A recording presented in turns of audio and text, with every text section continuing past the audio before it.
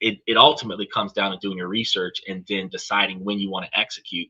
But you have to make sure that you execute before the ex dividend date so that you already have possession of the stock before the end of the last business day before the ex dividend day. So if there's a weekend coming and the ex dividend date is on the weekend, you got to do it before the weekend. If there's a holiday coming and the ex dividend date is going to be impacted by the holiday, you got to do it before the last business day of the most recent coming ex dividend date. So if your ex dividend date is on a Monday and Monday is a holiday, you got to make that last buy by Thursday so that you can have it by Friday. So when they do the counts on Friday afternoon, you're already on the books. That's one of the things you got to pay attention to. Now, moving on, with us being live 7 nights a week, we typically have Monday, Tuesday, and Wednesday where we talk about business and finance, where we specifically give you guys information, like Mondays where we talk about how politics negatively impacts your ability to make, save, and invest money. Tuesdays, we talk about different ways to earn money and some unorthodox ways to do that, different ways to budget your money and save your money, and then different ways to invest the money that you've saved. Which I actually think that somewhere along the lines, I'm probably going to talk about how to incorporate saving money at home before you do your emergency funds at the house, before you do your retirement funds accounts, before you do your brokerage account, so that you can start thinking about how to transition for accessible emergency capital at your house versus the stuff at the bank. Because while you're not getting much money off of the money sitting in the bank, and you're not getting any money for the money that's sitting at the house, so it is lost to inflation. If you have accessible capital in case of the type of emergencies that leaves you with no internet or no functioning power and purchases need to be made, you need to be able to have accessible capital to utilize for those types of emergencies. You bring that type of capital with you when you go to travel, but you don't think about having that type of capital on hand for your day-to-day life. So if you go to another country, you might bring a few $100s or a few $1,000s in cash to allow yourself to make purchases where your credit card isn't otherwise utilizable. But when you're in your home territory, you don't think to bring cash with you in case something happens where you don't have access to your cards, whether your cards get locked up for multiple attempts on a transaction, whether an unusual transaction triggers a fraud block, or whatever the case may be. If you can't use your card right now, and then instead of holding up the line on the sale, you just pull cash out, take care of that, and then fix the card later. Or in situations where, like I said, there's no power, there's no credit cards here, there's no, you have to do cash kind of situation. It's cheaper to pay for a tow truck if you give them cash than what it is if you do it on the books with credit cards. You can negotiate the price, stuff to that effect. Impound lots, same thing. If you have cash on hand, the days don't add up as you're trying to get to the bank and withdraw the money. You can go get it right now in the middle of the night and everything like that if you've got cash on hand. So there's a lot of reasons why having accessible cash on hand is effective outside of normal business hours. But again, it's not really all that much of an emergency if you properly prepare for stuff. So we talk about that on Tuesday. Now, Wednesday, we talk about different countries around the world to invest in and potentially live in and potentially turn profits in, just like we talked about Estonia yesterday, different ways that you guys can start up businesses and make yourselves more successful. Because Estonia is the kind of country that you can actually live in for less than $3,000 a month. And I didn't cover all the details about it, but knowing that you only need about $45,000 a year salary to get the digital nomad visa for Estonia, where the Philippines you only need like $24,000 a year salary to get the digital nomad visa. You understand that if you're making $40,000, $50,000, $60,000 a year, because if you're doing $3,000 or more per month, you are above the requirement for that $3,000 budget that we were talking about, and just to qualify for the digital nomad visa. So you're going to have the ability to have a comfortable standard of living, and you're going to have money left over that allows you to invest in the country that you're going to, or just invest into your own regular stocks, bonds, and portfolios. But it gives you the ability to live with financial freedom, because whatever currency that you're getting and however you're getting it, you don't have to work extra hard in order to stay in a different country. You just have to make sure that whatever the cost of living for your current standard of living to go on standby, meaning like basic uh, uh, rent or mortgage that has to be paid to secure your stay, basic utility bills that has to be paid off of while you're away. If you're paying for your vehicle insurance while you're gone, I would drop my vehicle insurance. And to prevent from having my license suspended by the time I come back, I would wait until my registration expires on my vehicle. Then I would drop the insurance and then I would fly out of the country.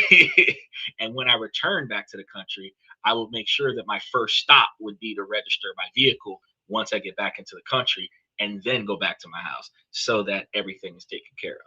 That would be my expectations of making sure that everything is perfectly fine. And if you're not making changes that requires you to go down to the DMV in person, a lot of times you can just renew or update your registration by paying the cost online, and that puts your vehicle back on the road as long as your plates are still valid.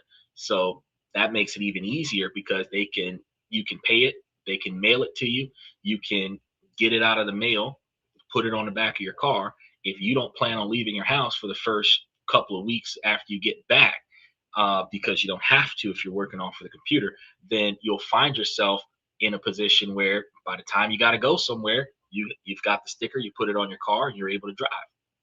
And that's saving you a lot of money because people are paying anywhere between $100 a month for their insurance, which is like $1,200 a year, or as much as $3,000 every 6 months for their insurance, which is like $6,000 a year.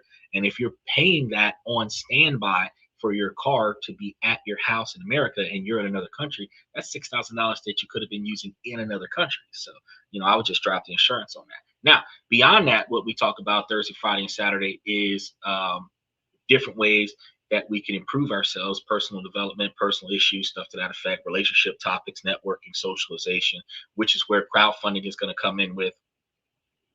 We do have financial strategies that does get discussed.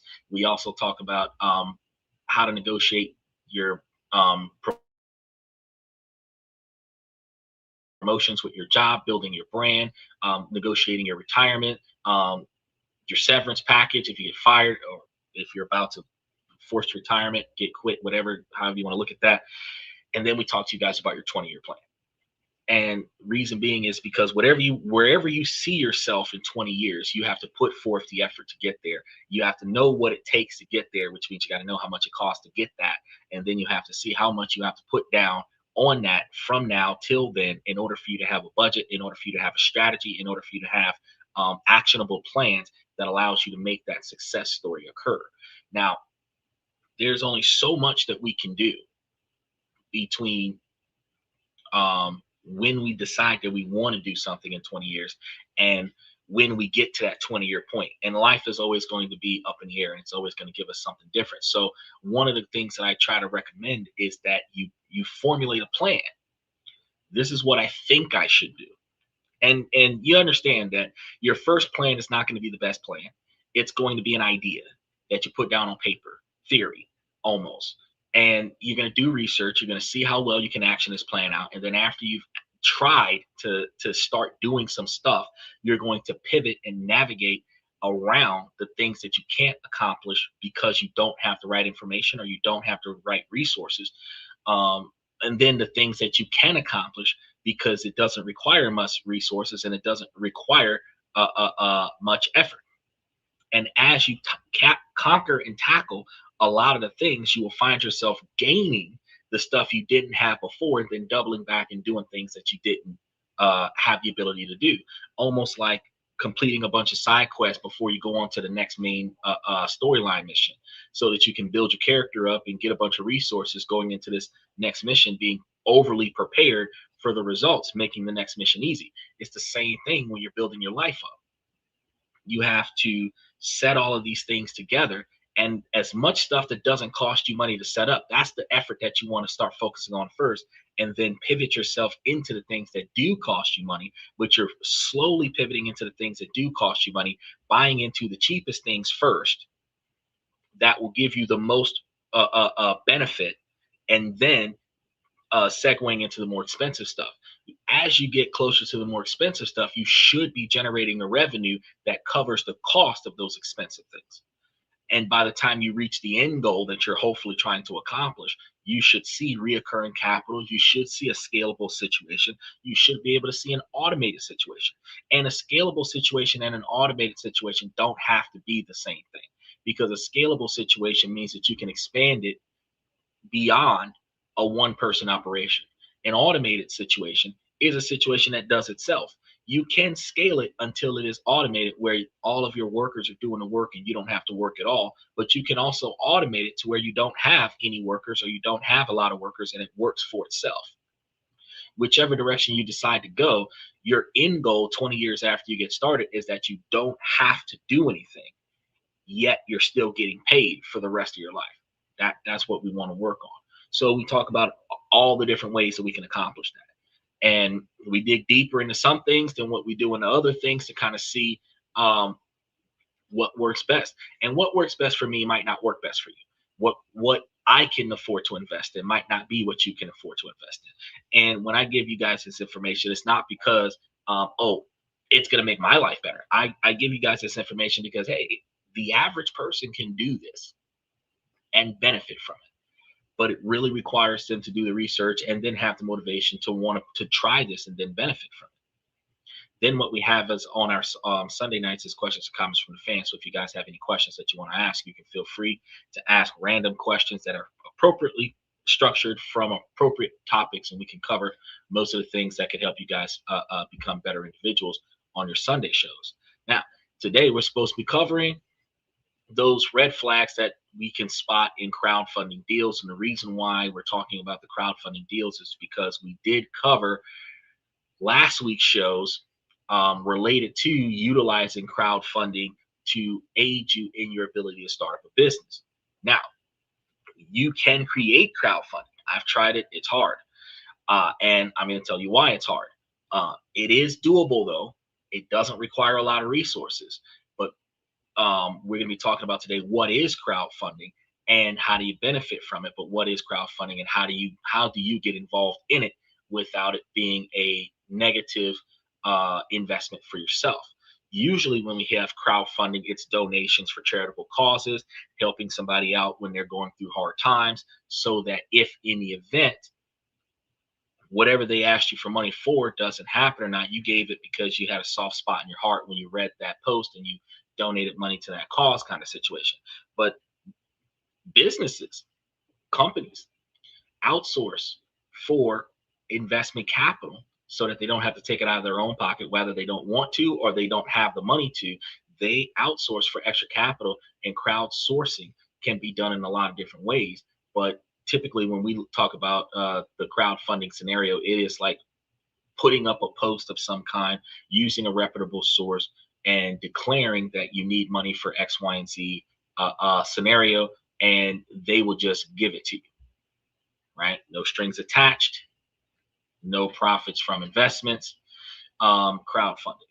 But there are investment opportunities that is also in a crowdfunding style, where places like Lambda, where you can just download the app, buy as many shares of as many properties as you want.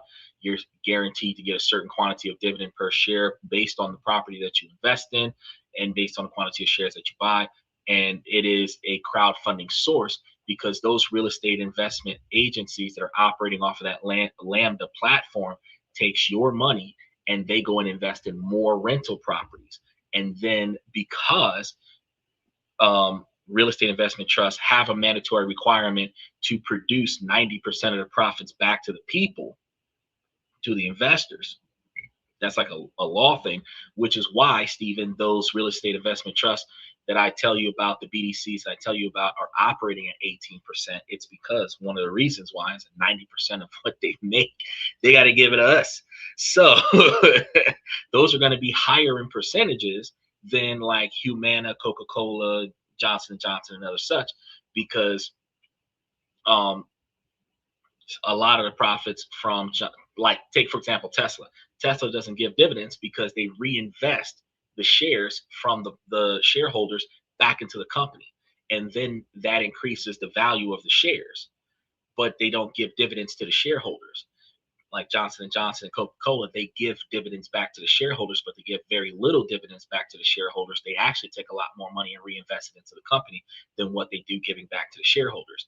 But real estate investment trust, they give 90% back to the shareholders, and that's when you see those high interest rates and returns on your portfolio.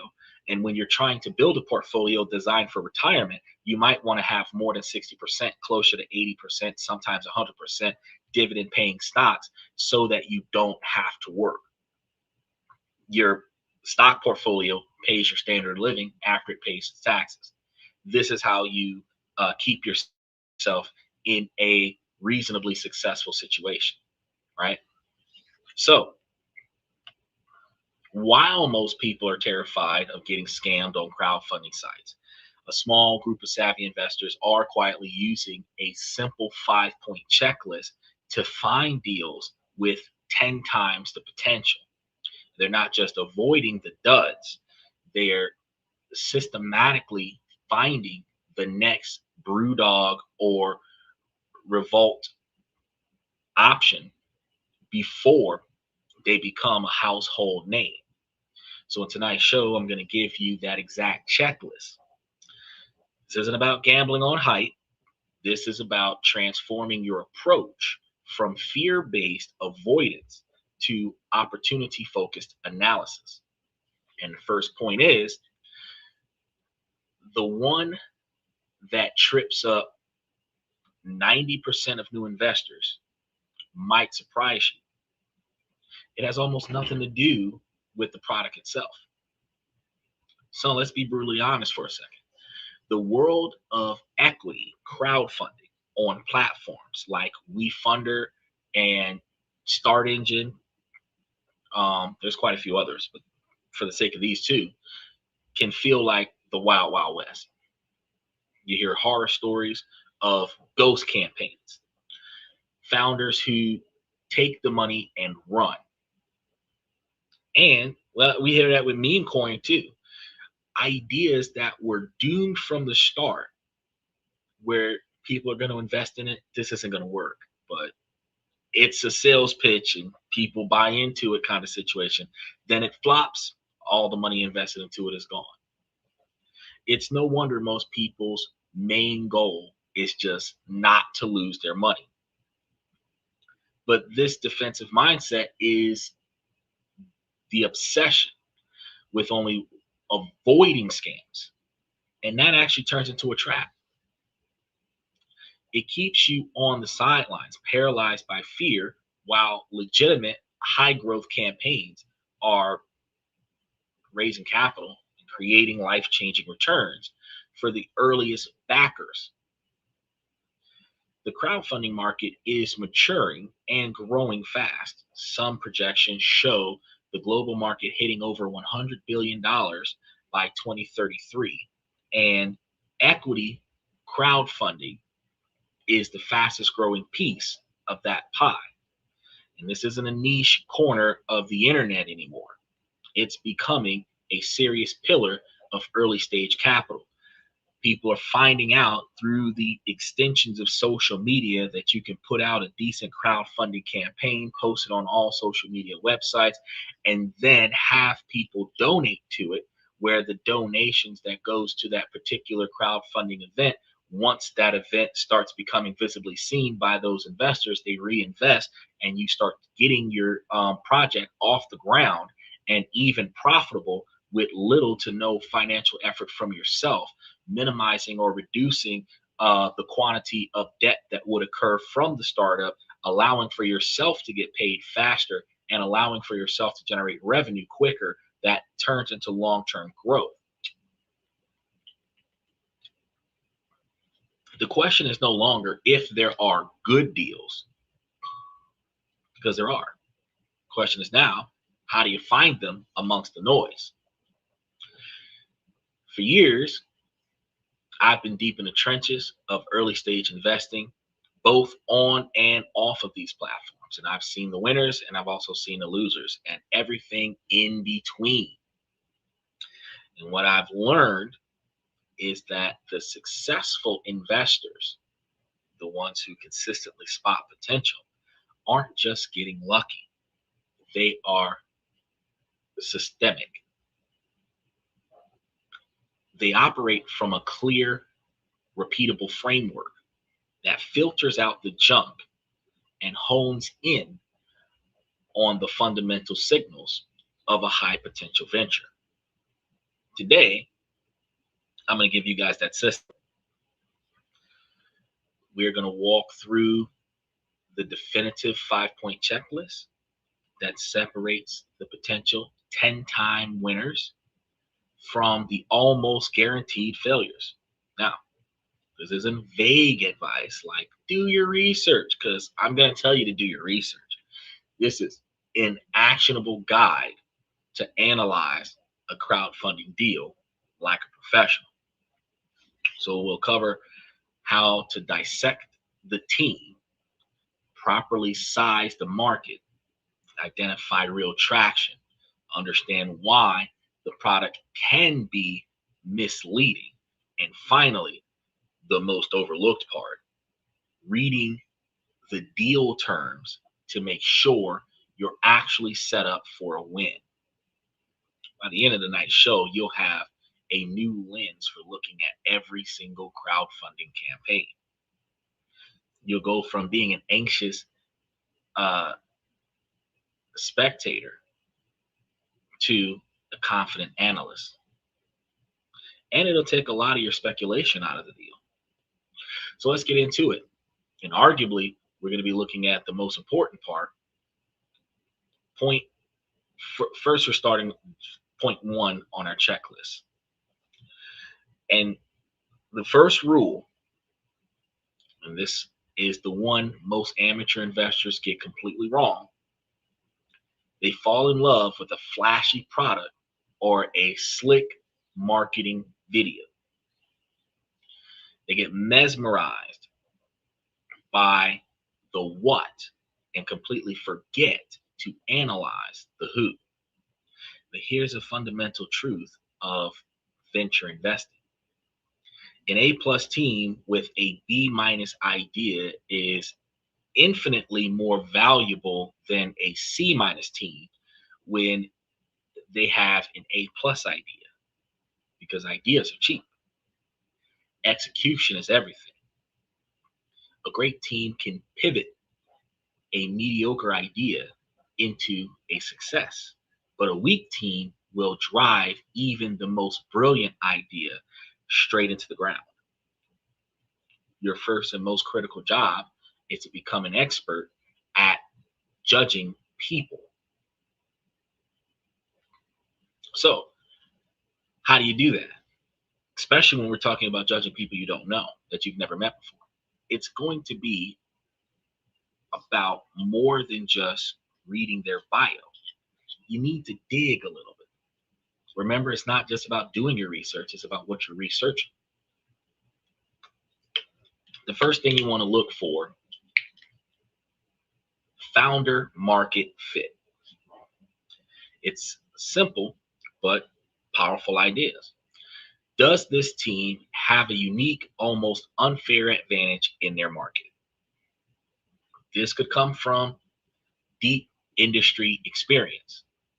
For example, if a team is building a new cybersecurity platform and the founders are ex-NASA engineers, that's a huge check mark. They've seen the problem from the inside. They get the landscape and the customers on a level an outsider just can't. Or maybe their advantage is a lived experience. So if someone is building a product for people with type 1 diabetes because they've lived with it their whole life, they have a depth of empathy that is impossible to fake. Beta Bionics, which developed a pancreas, is a great example where they raised $1 million in the WeFunder platform in 2016. And a huge part of their story was that deep personal connection to the problem. And this isn't just a business for them, it's a mission. That kind of drive is the powerful force through the tough times. And Michael says the book for tonight is going to be Techniques of Becoming Wealthy by Richard H. Rush and the editors of US Need and World Report book. Oh, interesting. And Michael was in the membership, boy. Y'all have a list of books.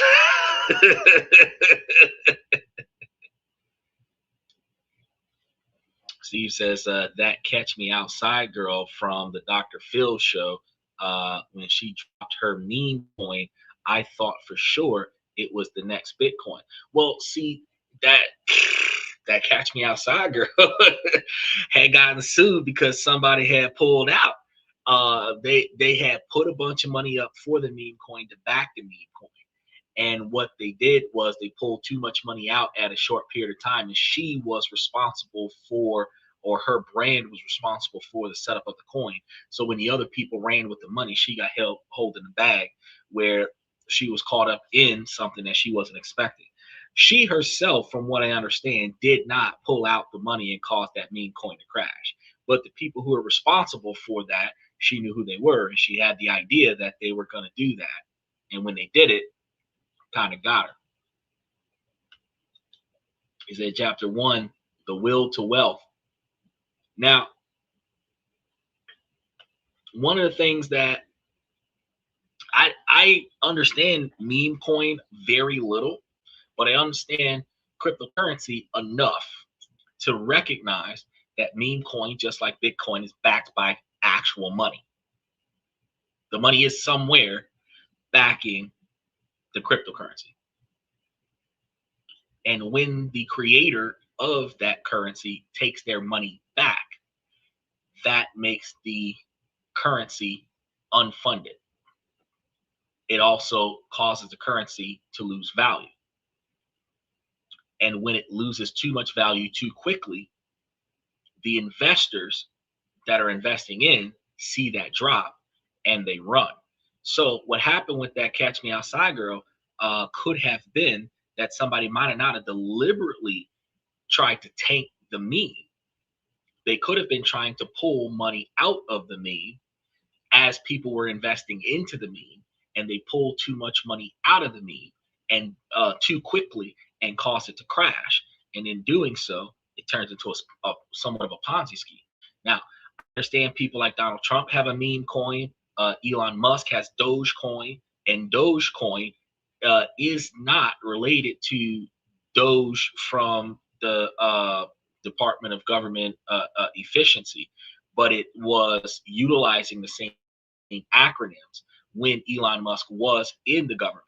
And ironically, even though Elon Musk is no longer affiliated with the United States government, the Doge coin still exists and Doge style operations are still functioning.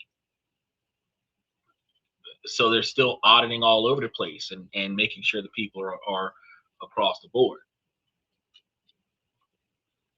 Yeah. So like the dollar, never leave it idle, invest it. Right. So when you're doing a meme coin, the investment opportunity there is that you're putting the money up. You're putting money up for people to invest in the money. And then in order for you to get paid out of that, you've got to reasonably take out a decent quantity of money, and people continue to add in. So in order for the meme to be a standalone coin like Bitcoin, and Bitcoin is a cryptocurrency that is sold to a bunch of people, fractionalized selling, but billions of dollars are invested in Bitcoin.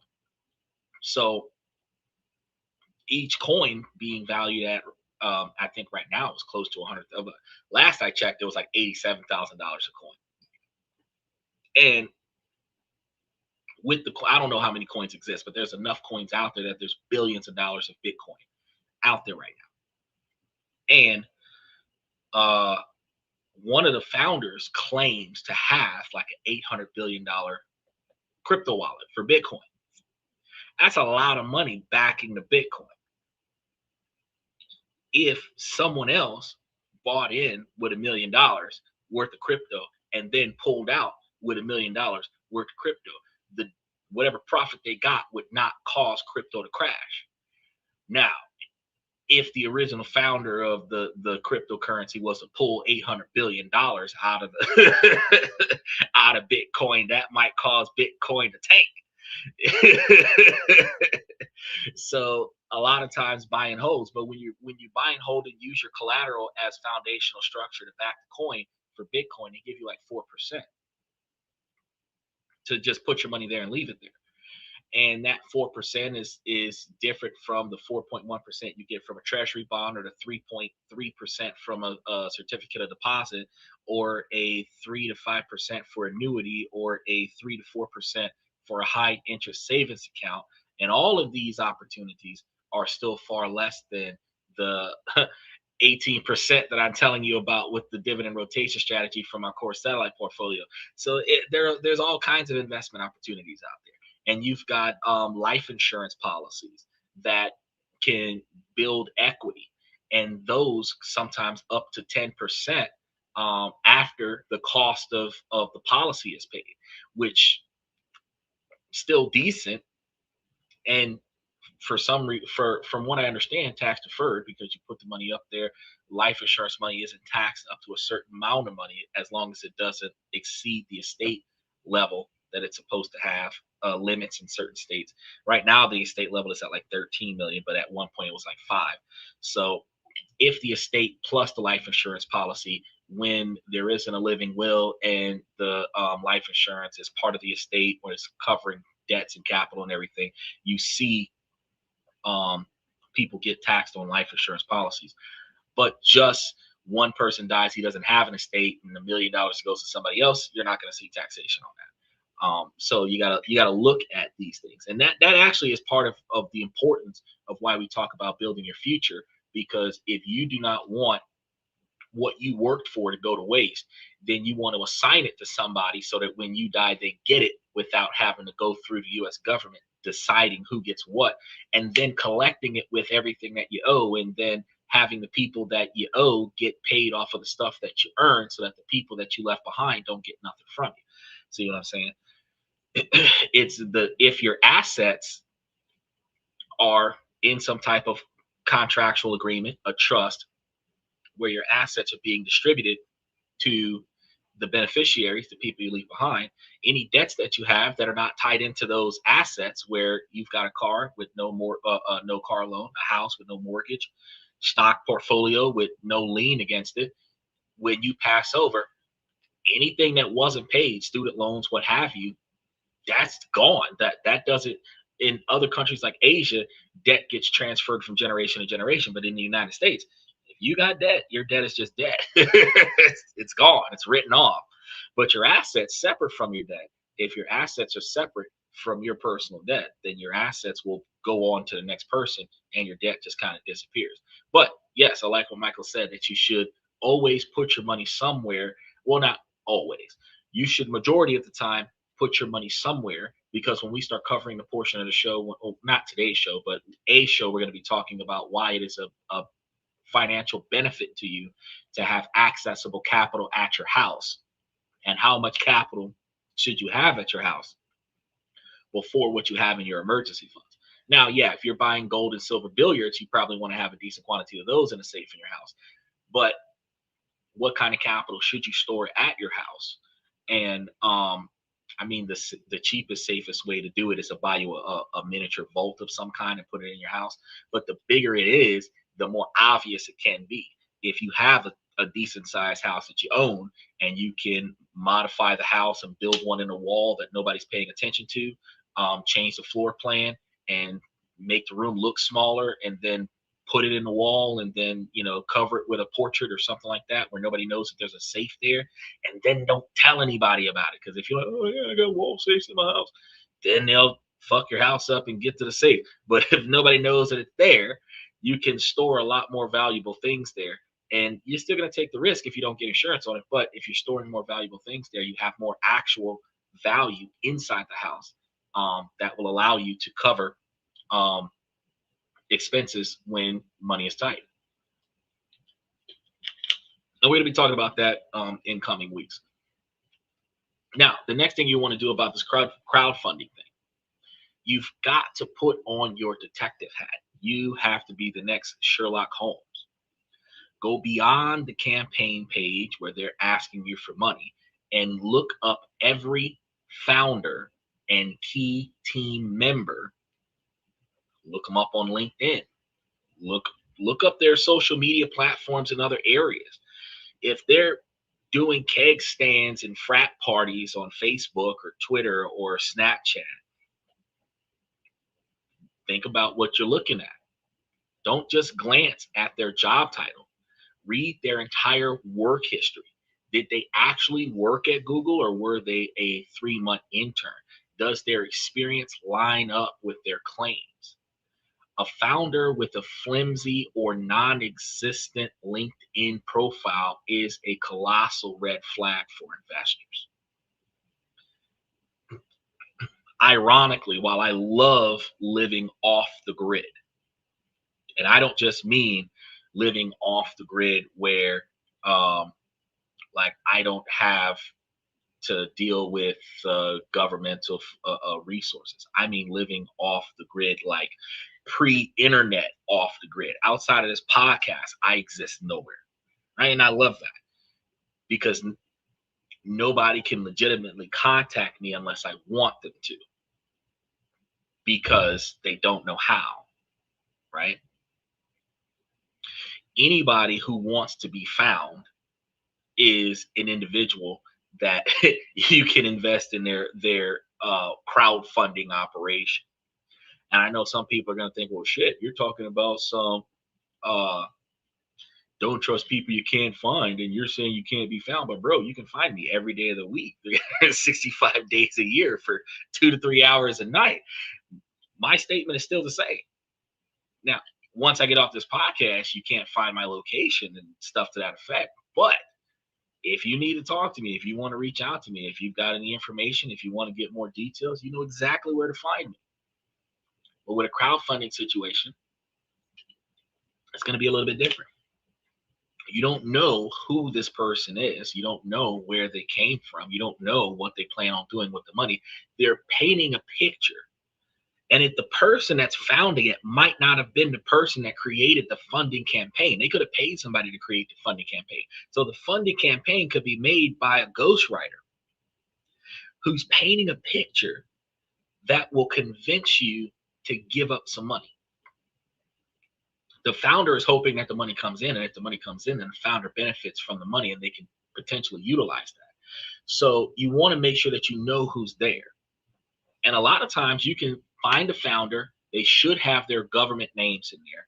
And this is something that's a little bit different than what other people think. Finding the founder and just looking at his work history is one part of it. But do a criminal background check on them too. This is where your money's about to go now. See if they got some fraud behind them. See if they got some identity theft behind them. Because a lot of times, if they have an arrest record of any type, if it's anything with improper handling of money, it makes you think twice about investing in their operation. He says it's important to have cameras watching cameras to keep the safe. You are correct. While you should have cameras all over the house to protect the inside of the house, because most people only get surveillance cameras for what's happening outside of the house. You need to know what they're doing inside of the house. And reason being is because once they break into the house, all you know is that they're inside. If you have internal cameras, you have the evidence of what damage was done in the house while they were in the house. If you have cameras, you have who went to the vault, what they took out of the vault. If you have cameras pointing at cameras, then the people who are disabling one camera will be caught on another camera disabling the camera. It's the checks and balances.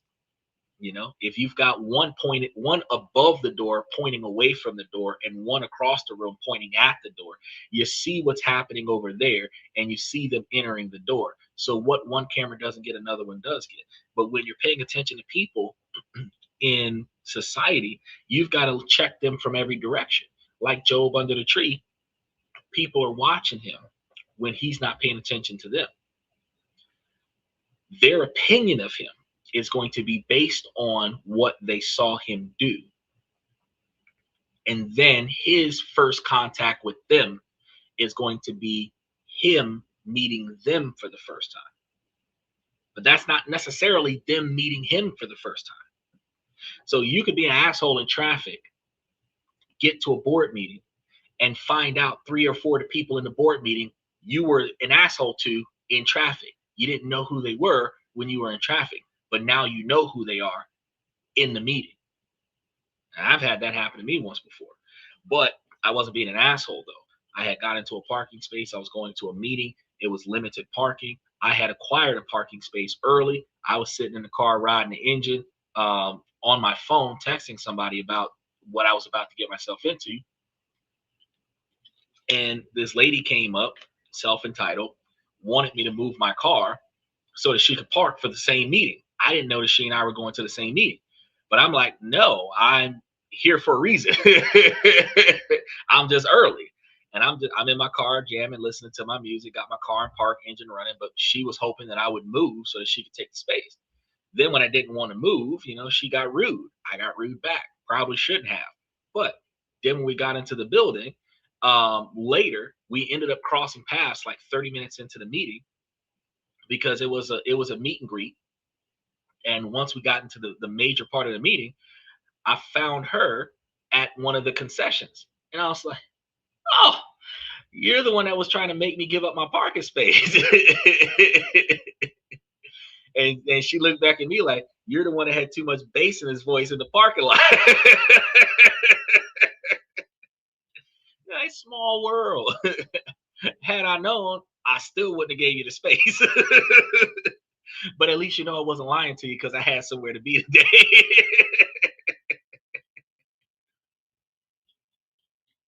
I hold no regrets.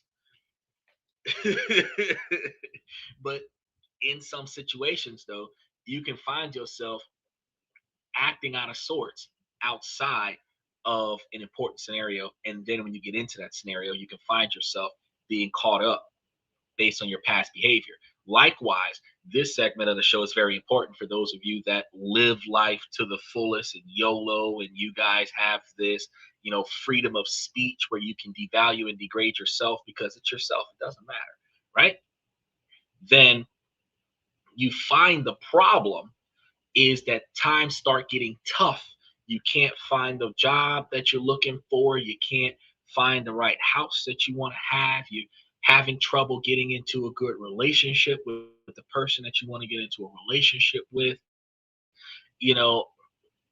These outcomes happen because, just like we're seeing right now, he said, you may find yourself. That is true. You may find yourself, but then you may find yourself smelling yourself because you're in a bad spot, because you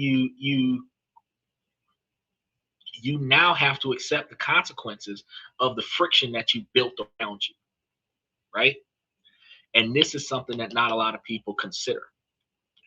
So your social media page shouldn't always be about you drinking and smoking and posing with guns.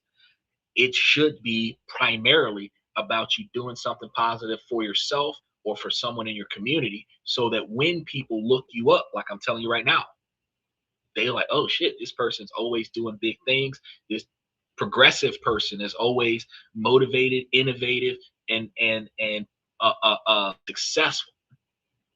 And you will find that the phrase "your reputation precedes you," when people like you based on your reputation, they look for you, right?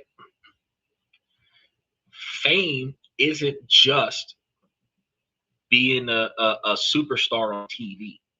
Your fame can be based off of the reputation of a skill set that you have, or a activity that you're able to perform that is needed in the moment. Special shout out to Nicole. Detroit, Michigan is in the house. So we find ourselves wondering, why are things harder to get now when we're in our 30s and 40s? That's because we were making an ass out of ourselves in our local neighborhood. This also comes to another scenario, side story of like, why are we dealing with tougher police officers in our older ages when we were given so many chances when we were kids? Fact is that your reputation precedes you. If you didn't move since you were a child, the ass acting behavior that you were having when you were younger, they recognize you from back in the day. You might not know them from Eve because all cops look the same when they put their uniform on, but they know you because they've arrested you 2 or 3 times. They know you because they've trespassed you 4 or 5 times. They know you because they've broken up a street fight that you were involved in 4 or 5 times. They're not going to forget you. They've encountered you more than once, but you encounter a different officer every time you're in a situation, but the same one tends to build a relationship with you. It doesn't always have to be a positive relationship, right? Then what they notate in the system about their interactions with you are on the CRAs, the criminal reports, affidavits, and when they notify certain things about you, that puts you in a compromising position where if other people read the history of what you're in, it's like, oh, he's disrespectful, he's violent, he carries weapons, he's a liar, da da da da da. They already know who you are. So by the time you get out of the car, they come to you with an attitude based on your past, not based on the current situation. And now you're responding to their negative attitude, and you wonder, well, why are they such dicks? Well, that's probably because your last 30 or 40 encounters with them were not positive. So they're going to come hostile because they know that you're going to be hostile. You're going to be hostile because you know they're going to be hostile. So both of you are bringing hostility to a situation that should have been calm and peaceful. Now, back to our crowdfunding situation. In today's world, a serious professional has some type of digital footprint somewhere. Another crucial piece of paying attention to crowdfunding is their ability to execute, which is what I was just talking about. Past performance inside of the field that they're working in isn't a guarantee of future success, but it is the best predictor we have. Theory is going to be based off of hypothesis, and hypothesis is going to be based off of the collection of past data. If this happened before, this is what we believe will happen now. This is what we will believe the outcome will be in the future. This is how people, it's hard for us to change as human beings, because if you were a criminal in the past, you're expected to be a criminal in your present, which means that you are potentially going to start performing criminal behavior in your future. This also works in relationships. If you were a cheater in the past, which most people have cheated at least once in their life, likely you're going to assume that this person is capable of cheating in the present and might cheat in the future. And any insecurity related to that, you're going to be watching this person harder than what you would watch a person who has never cheated. Right? Not knowing that learning from your mistakes allows you to have committed an action in the past and then changed and improved from that action, and not be bound by that past action and be better than you were before. We don't think about that part. So when you're looking at these individuals who have founded the crowdfunding situation, you ask yourself, have they built anything before? It doesn't need to be $1 billion existence. It just has to exist.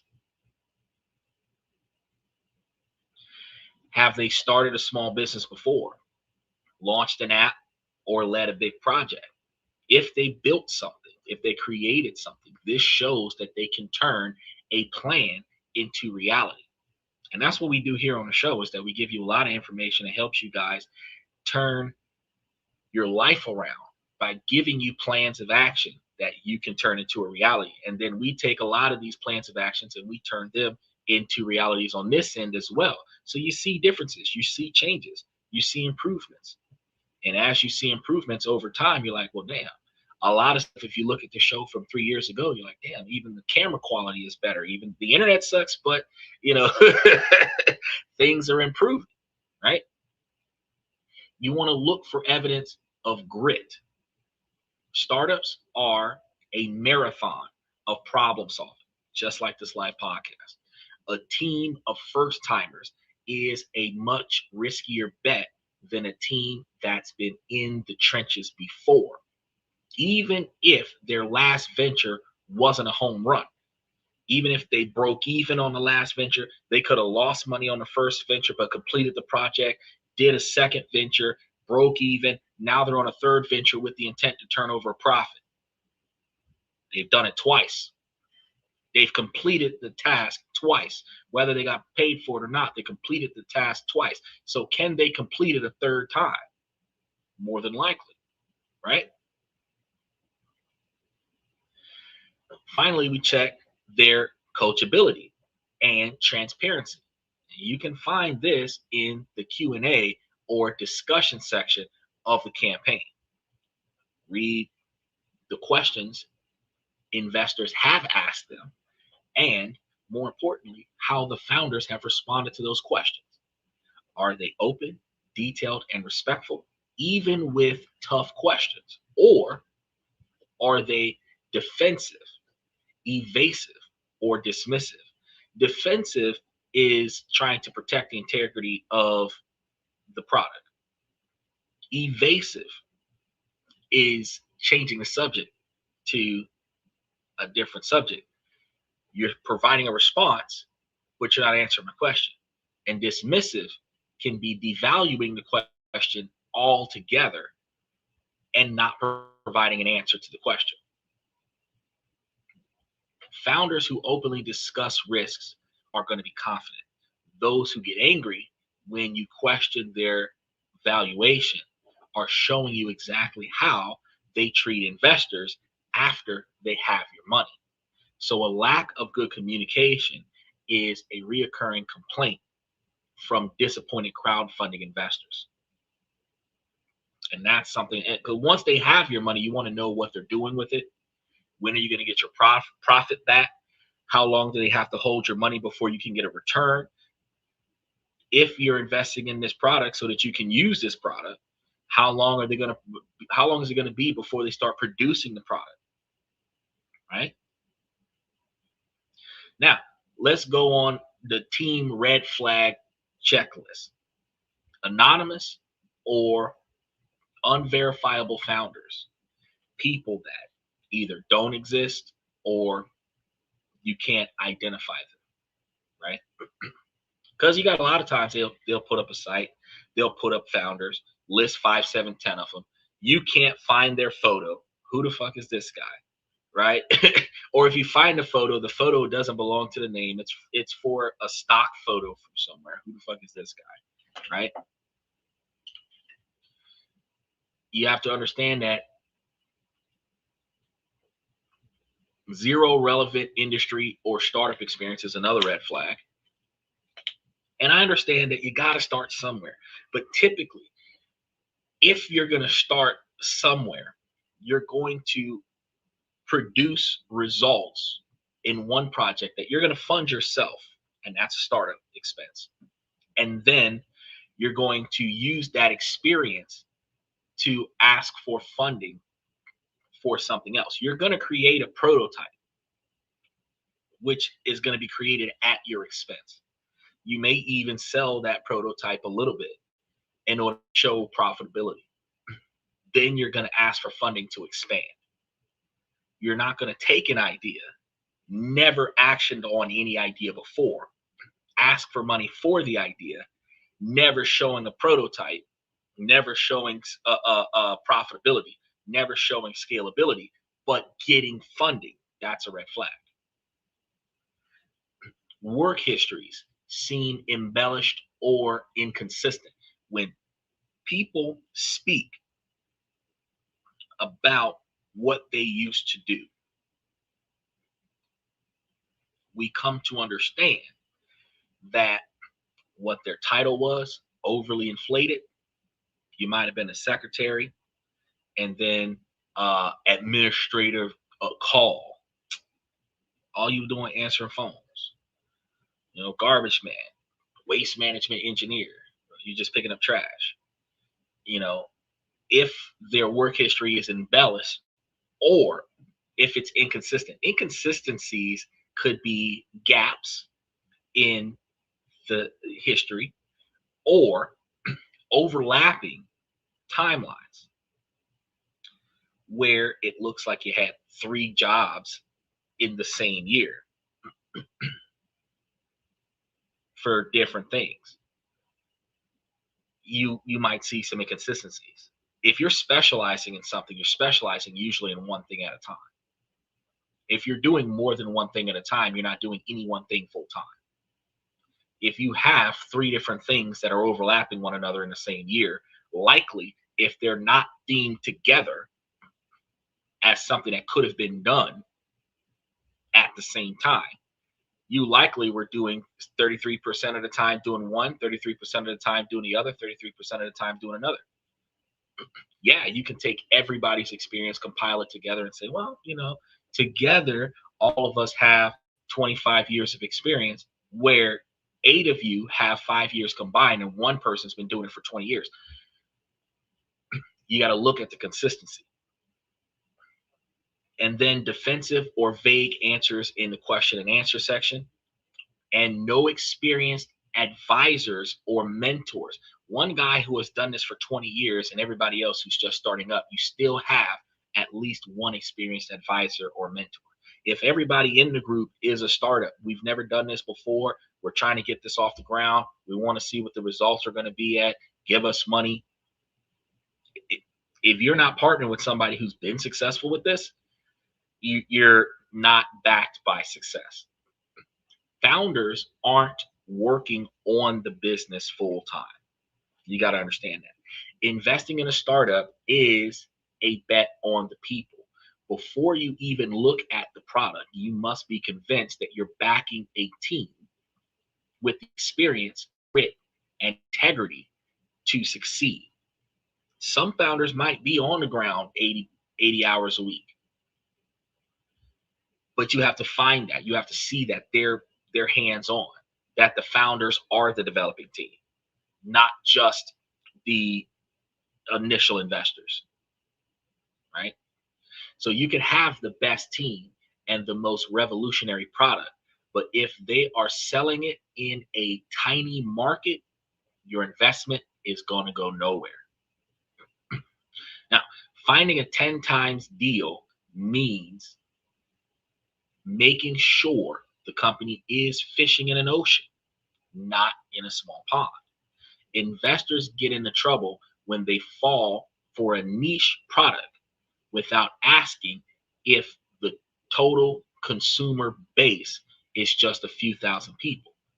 That's a lifestyle business, not a venture scale investment.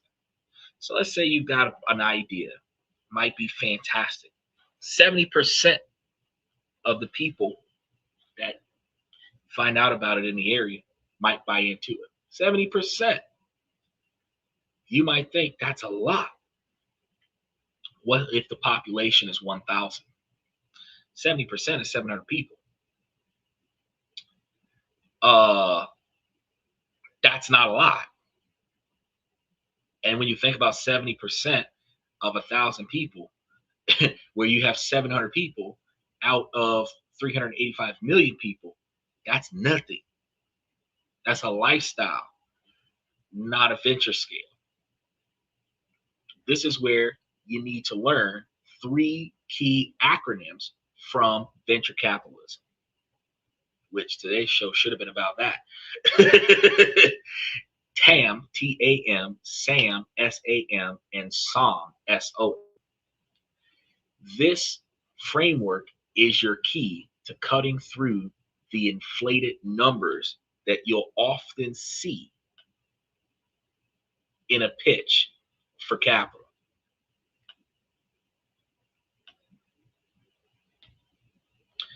TAM is the total addressable market.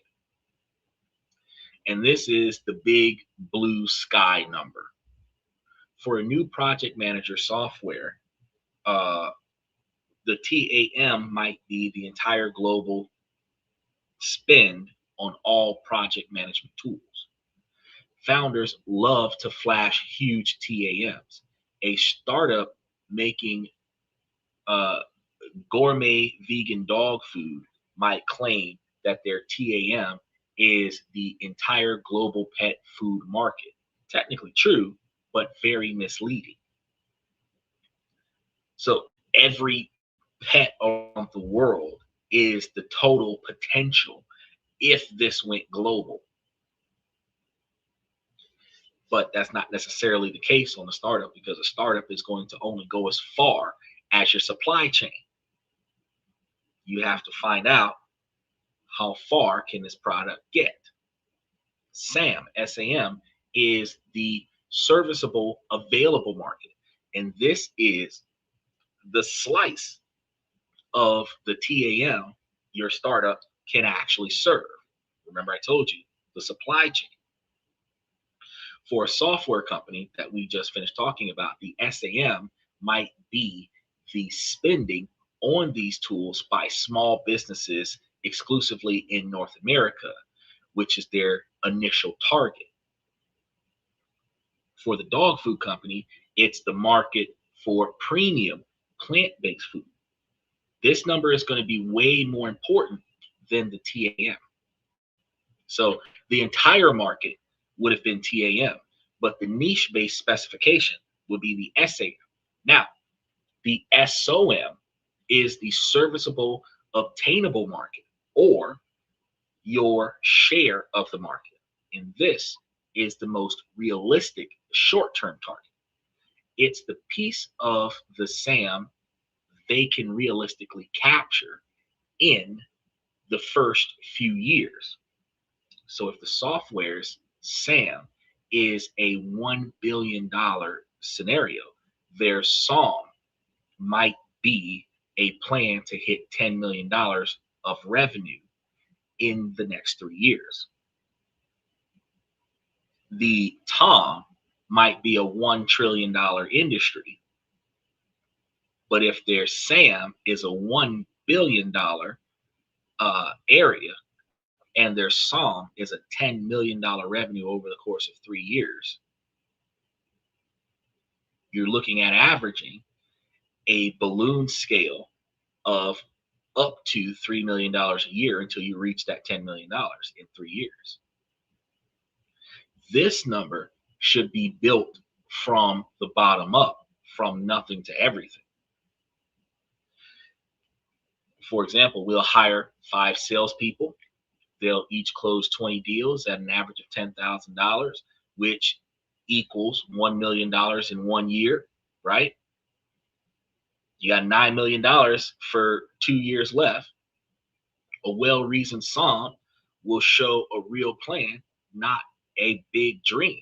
If you understand that that would accomplish $1 million in 1 year, in order for you to scale that up, you're probably going to have to use that $1 million to hire 40 more people so that you can turn that 1 million into 3 million in year 2. You might have to take that 3 million and use it to hire 100 more people so that you can scale it up again, so that on year 3 you actually hit the 10 million mark.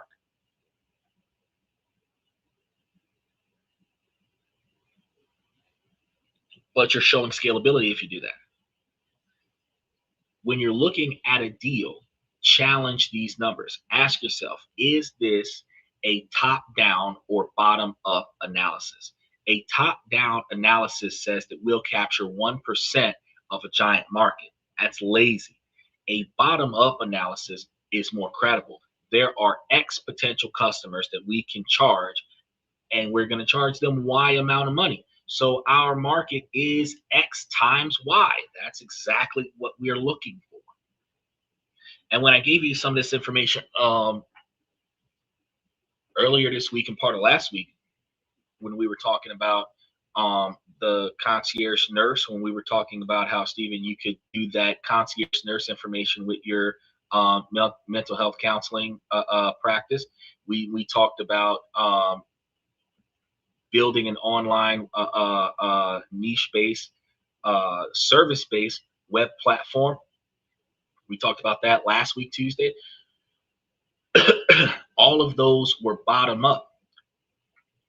You have a service, you have a cost, you have a number of people who are willing to pay for it.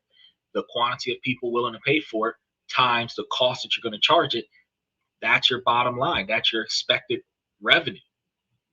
You look at that expected revenue, you're going to subtract the cost to perform, and the cost of perform is going to be all the resources you need to do it, the labor costs you need to do it, and then what money you're going to put towards scaling that advertising.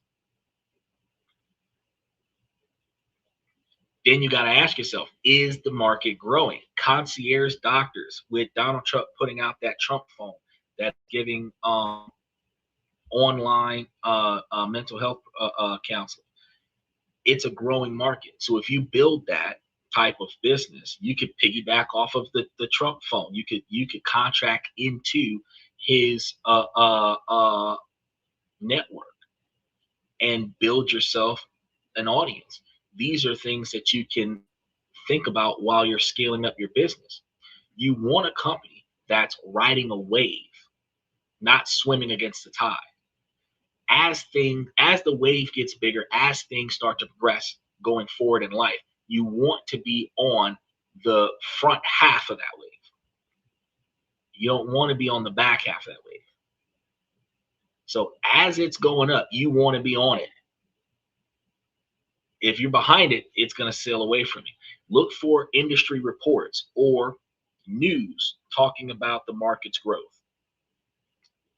The rise of remote work was a massive tailwind for collaboration software. The massive explosion of remote work supports a digital concierge service where you're able to provide mental health services remotely, which saves you money on gas. It saves you money on commercial vehicles. All of the startup businesses to help people reform their online presence and manage their back office apps, software, technologies, equipment. All of that stuff could have been done with online access because of the remote work that provides that massive tailwind to allow for that type of occupation to become a much need. Even though we're in 2025, we still have people who are not digitally acclimated, which means that they do not have the financial capability. Well, they have the financial capabilities to pay somebody else to do it, but they do not have the time and availability and motivation to take their written documents and put them into a digital platform and then organize the digital platform to structure their success. I'm not gonna lie, just to organize this one laptop, I could see myself spending 3 or 4 off days just restructuralizing all of the data that I have put onto this one laptop for 500 gigabytes of data. And try businesses that are holding several terabytes of data.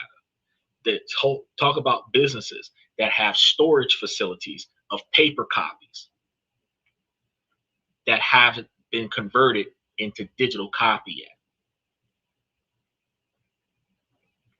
It's an ongoing business. Then you have to look at what is the why now. Why is this business possibly now and not in 5 years of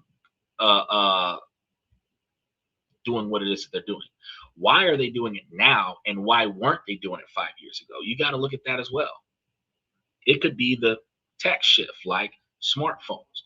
It could be a regulatory change with the laws that just changed this year with the EPA laws. You've got Hellcats doing over 200 miles an hour, 211 miles an hour. You're going to find more vehicles that are going to have that capability because that 200-mile-an-hour vehicle does not have to be fuel efficient because they just changed the laws. So it could get 8 miles to the gallon with a 19-gallon tank or 25-gallon tank. That son bitch can do 250 miles an hour. Who's going to be capable of legally going 250 miles an hour? But they'll sell that gas guzzler where that moment when you want to stomp the gas pedal onto the floor to pass somebody who's going slow in a left lane, and you lose 4 gallons of gas to pass this car in 3 seconds. They'll charge you for that, right? And they're not going to charge you by tickets. They're going to charge you by the gas prices going back up to $6 a gallon for premium gas to run that Hellcat at 8 miles per gallon. So regulatory changes the way products are accessible to the market. Then you also have cultural shifts, like the move to plant-based foods. A strong why now shows that there's capitalizing capabilities on a new and emerging trend in the market. Who are the competitors? Because every idea has a competitor. No competition is a red flag. It might mean that there's no market for it. If you are a trailblazer for a specific product, it is a new approach. The same way this podcast is a new approach to podcasting, I still have millions of competitors. Everybody who's going live right now is my competition. The way that I do what I do, there's only one podcast that does it that way. But that doesn't mean that there isn't a market for it, because it's still a podcast. If you have a product and there's no competition, there might not be a market for it. How do they plan to win against competition if they do have competition? Their competitive advantage or moat is what protects them from failure. And a moat could be proprietary tech, meaning that you have patents on the tech, a strong brand, or network effects, meaning that you have a product that you can either pass on to other people and make a profit. You have a product that with proprietary tech, you can create the tech and not necessarily sell it to directly to the customer, but you can actually sell it to a developer. Proprietary tech is like that Samsung, the Snapdragon that's in the Inseego FX4100. It's a Snapdragon software inside of a chip. The Snapdragon chip is inside of a lot of the smartphones that are coming out. So that proprietary tech, they're not making money selling every household the chip. They're making money selling every developer of an electronic device that has processing speed the chip, and then every household buys that product that has that chip in it. A weak moat, like we have a prettier design than somebody else, isn't built to last, because people's opinions are going to change. Steven says, what kind of laptop would you recommend? Well, that depends on what you're trying to do. Right now, when I started doing what I was doing, I grabbed the most reasonable computer that I could grab at the time for a $500 budget. And I got a Lenovo Yoga i7. It gets the job done. It works with video calls. It works with live streaming. It works with video editing. It works with recording. But this is a 2023 Lenovo, right? Now, here in 2025, there, depending on what you're trying to do, you could potentially find in the same price range some reasonable computers that could help you between $700 and $800 or $1,000 to buy, that could do if you're doing live streaming or other such things for that budget. And there's a bunch of different computers that you can do. You can gather and Google research for it. Now, here's an interesting thing, because there is a brand called Aurora, AURA.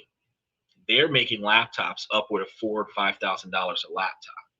Now, the kind of live streaming that I'm doing, I have multiple channels streaming at the same time off of one computer, and that is taking a lot more processing power than just streaming off of one channel.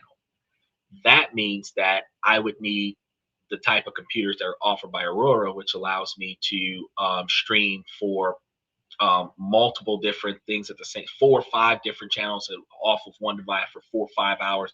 The processing speed is like a between high twos, like $2,900 to low $4,300 cost to get the kind of computer that would eliminate the majority of the drop frames, the majority of skips, freezes, bufferings, and everything that I'm experiencing with this podcast, in addition to the bad network that I have to deal with at the same time. So if you were doing your concierge thing where it's just you and your client, Zoom, Doxy, one-to-one video call, a $500 laptop can accomplish that.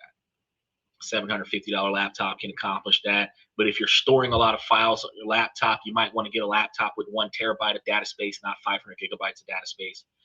And that's going to be more expensive, which is one of the reasons why I was looking at those $3,000 and $4,000 laptops, because those $3,000 and $4,000 laptops had 2 and 3 terabytes of data space in addition to the high processing speeds.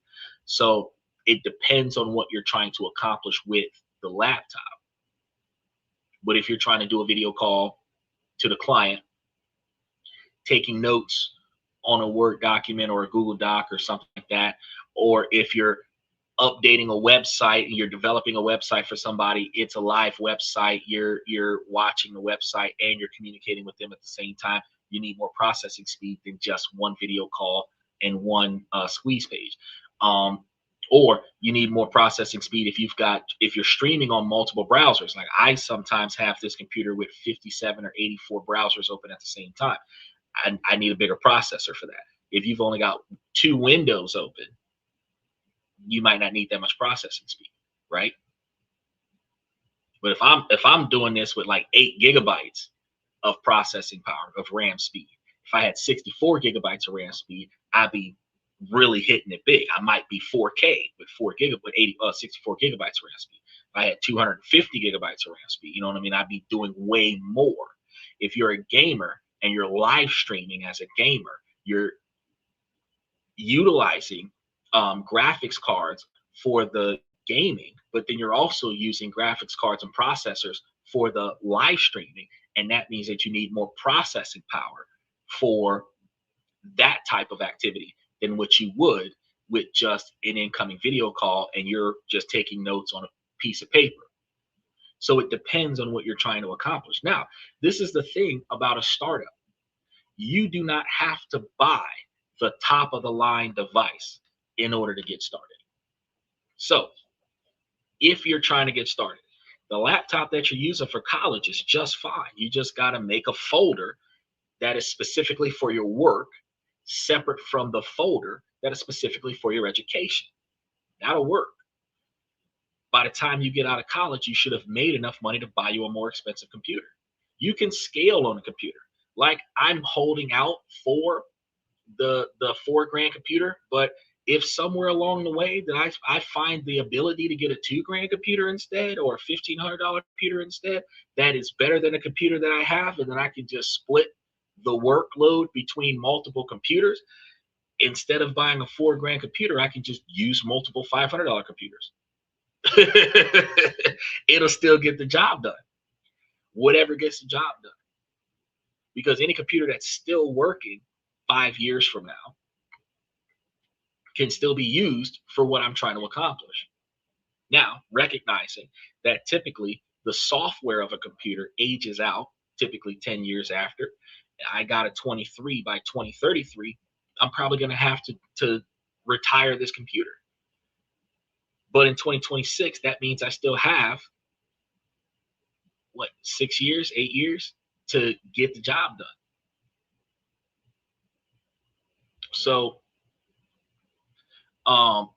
it's all in what you're trying to accomplish now versus what resources you have access to. Because one of the benefits of being a college student is that if you wanted to buy a top of the line laptop like an Aurora laptop that would help with high performance podcasting, high performance video quality, high performance live streaming, You can get that with your student loan money. So you can buy you a $4 grand laptop. I was when MacBook Pros were costing 6 to 8 grand a laptop. I bought 3 MacBooks during my 8 years of college. Okay, so which is like 24 grand almost while I was in college. I learned from my mistakes, but if you needed one, and I recommend if you're getting a $4 grand laptop, you get one with a warranty on it that does can't cover liquid damage because somebody spilled coffee on my laptop and made me buy another one. And at that time I didn't care. I was like, man, Obama's buying my laptops, bro. I just get another one. But truth be told, the person who wasted coffee on my laptop should have bought me another laptop. But the fact is that you should be able to, at any point in time, look at what you're trying to do with the laptop. And then if you do a deep dive, uh, I could probably grab the specs from the laptops that I was looking for with the video quality, and then I can put the specs for that laptop with the price of it into the membership so that you can see what kind of laptops are I'm planning on upgrading to with this type of podcast. And if you're planning on having multiple clients on multiple different screens and you're streaming in multiple different locations at the same time, group sessions like anger management counseling and stuff like that that's being done from a digital platform, all of that stuff, that could be something that you can look at in the membership, and I can throw a list of the best streaming computers that they have out there, versus, because you don't just want to look at the best, you want to look at the most affordable. So I'll show you the ones that I was looking at, and then show you some of the more cheaper options that they have out there. And then you just get the one that you can afford, because what you're doing in the beginning in a startup doesn't have to be the best of the best, because you're just getting started. You need to put in just enough money to get enough equipment to start making a profit. As you make profits, you can upgrade and increase the quality of your products. If your $500 laptop turns out 50 grand, it's easy for you to take 4 grand and buy another laptop. I've been making money off this laptop since 2023. So if I buy another laptop, this laptop paid for itself. The first $500 I made on this computer, it paid for itself. So when I do buy another one, that one, doing what I'm doing right now, will pay for itself over time. However, it is not just if it'll pay for itself. When you are about to buy that extra device, you have to ask yourself what your finances look like right now. What bills do you have to pay? What debt do you have to cover? What unexpected expenditures you have to conquer? If you're planning on a big transition, even though getting a better computer right now might feel good for you, it might not be good for you. You might have to linger with the one that you have that is getting the job done right now. And then after you cover the financial hurdle, then when you take the extra capital you have, like for those individuals that haven't done their taxes yet, and you get your tax refund, you might buy the laptop with your tax refund instead of trying to take your savings and go buy the laptop with your savings or with your next paycheck. So if you have a blanket of financial security, you can then go and upgrade to a more expensive laptop. And if your current laptop is still functioning, it's a backup plan. And if your current laptop is still functioning and not being utilized, if you wanted to invest in upgrading the software so that it'll still be utilizable down the line, since it is not your daily user, you have the ability to upgrade. You have the ability to improve it.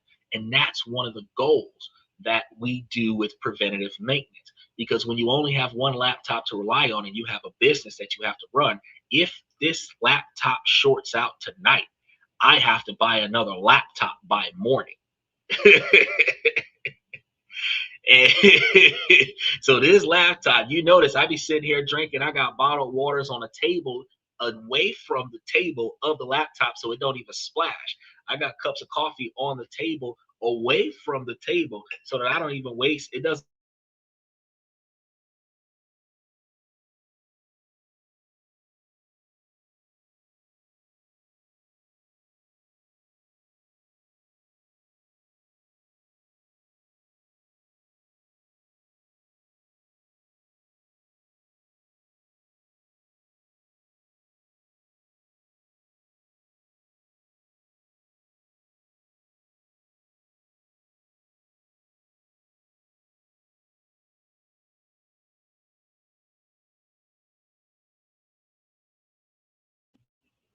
There it is. Look, I was just about to pull it up on the phone because the browser crashed. Not the browser, the internet went down, and the internet is out right now. So we are on autopilot. So what I have to do is I have to hotspot the cell phone to the laptop to run the laptop because it seems like they are servicing the towers as we are live back online. There it is. Okay. So apologies for the mix up there, but that's what I'm saying. So even though we have, we're rocking on 2 bars right now, even though we have the capabilities to get a better computer, I'm in a network where the network sucks. I'm in an area where the network sucks. Buying me a $4,000 laptop wouldn't benefit the quality of my show because I'm in a position where the network is faulty. So it benefits me to wait until I get into another service area where the network is likely better. And then I will see myself with better internet connection. And by seeing myself with better internet connection, I can see myself with benefiting from, look, I had to put the other one up there. Benefiting from the upgrade. Because if I'm spending $4,000 on a fucking computer, y'all need to see like 4K, 3-dimensional, green screen, people comment, and instead of them commenting on the bookshelf behind me, they need to comment on the surf and turf moving around in the background kind of thing. If I'm paying all that extra money on a damn laptop. Now, let's go ahead and talk about these market red flags real quick. If you're looking at the red flags to avoid when you're looking at crowdfunding, only a giant top-down TAM is presented with no SAM or SOM. That's a red flag. The small market, because if the market is small or the market is stagnant, or if you're in a market that is declining, that's an issue. If there's no clear why now, why is it good or big now versus before? Founders dismiss or don't understand their competition. Oh, I ain't worrying about them. They can't hold a candle to me. That's not good. Ford has a direct competitor, Dodge and Chevy, direct competitors. And you notice that Ford looks like Dodge. It looks like Chevy. Specifically, certain Mustangs looks like certain Chargers, which looks like certain Camaros. Typically 3 to 5 years apart, but if you get the right make and model, you will see a Mustang with the same body style as a Camaro with the same body style as a Charger.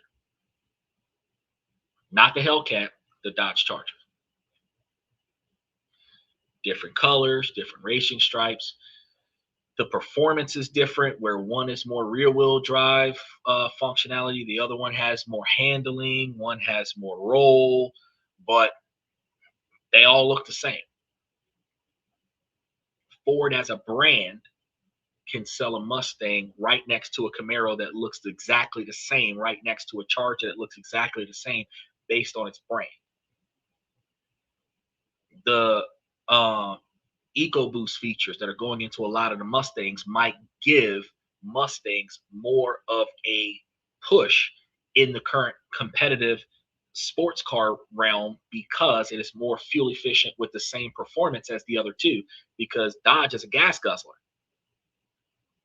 So if Dodge is a gas guzzler with high performance and Mustang is eco-friendly or a gas saver with the similar high performance, and then Camaro is kind of like moderate with a high performance, the fact is that the gas mileage could be a determining factor in competition. While Mustang might not have the same top speed as Dodge, a Hellcat at 211 miles per hour at 8 miles to the gallon on a 19 gallon gas tank, you're likely only going to get what, 20 miles? Or, well, no, on that 19 gallon gas tank with 8 miles to the gallon, you multiply that by 8, that's look like 60 miles that you're going to get. You're not going 600 miles on this one gas tank. See what I'm saying? You might get to 150, 160 miles to that 20 gallon gas tank. And if you're losing that much gasoline, you're likely only going to hit that 211 miles an hour for all of about 2 or 3 minutes. Because if you're doing 211 miles an hour and you only got about 160 miles worth of gas in your car, you're not riding that for 35 minutes. You see what I'm saying? So you're still in a position where the Mustang might outlast longevity based on fuel efficiency, even though Dodge outlasts on top speed. So Dodge would have beating out their competition by being the fastest car on the market, and Mustang might beat out their competition by being the most fuel efficient on the market, and Camaro might just be a Camaro because chicks like Camaros, right? So a founder can't just dismiss the competition or not understand the competition. They need to be able to have a solution for why their product is better than the competitors. And then the competitive advantage. If the competitive advantage is weak or temporary, just being cheap. I'm the cheapest one on the market for now. Right? Till somebody finds a Chinese distributor selling it 12 cents an item. Now you're being beat out on price. You're no longer advantageous. Don't be seduced by big numbers. Be impressed by a well-reasoned bottom-up analysis that shows a clear path to winning a real piece of a large and growing market.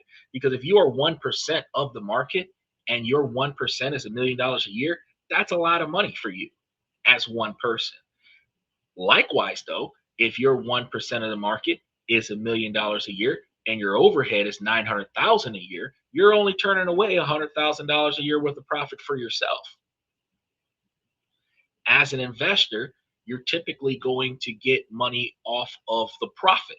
So if it's $1 million business with $100,000 profit, you're getting a 10% profit off of the operation. And out of that profit, the investors are going to get a percentage of that. So if you're getting 1 to 5%, or let's say 10% of the profit as an investor in a multi-million-dollar company that only has $100,000 or so worth of profit, you're only getting back like 10 grand. So you don't want to pay attention to the big numbers. You want to pay attention to the actionable numbers. In the startup world, talk is always cheap. Every founder has a grand vision that hypothetically, in a perfect world, if every action and reaction was in my favor, this is where I see us in 5, 10, 20 years. But savvy investors separate the dreamers from the doers by looking for one thing: traction. Traction is the hard evidence that business is making progress. It's proof that customers actually want what you're selling. And it's the single best way to de-risk in early investment. Your job is to be a detective for that traction. At the earliest stages of investment opportunities, you might find pre-revenue traction.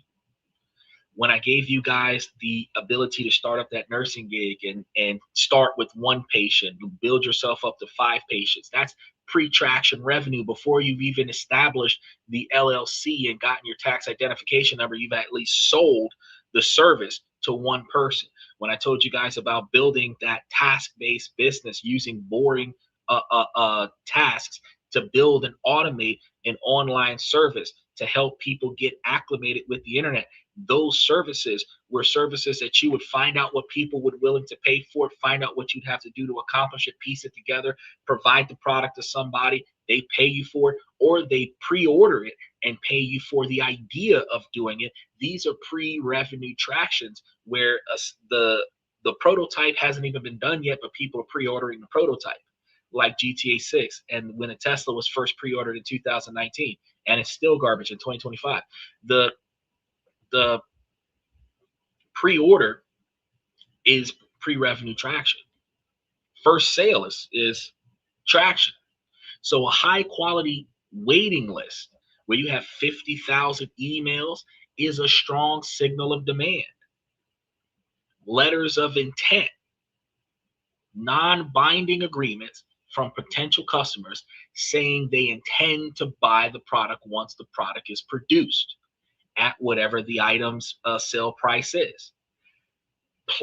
Pilot programs or beta users. A company with 1,000 active beta users is much further along than one with just an idea.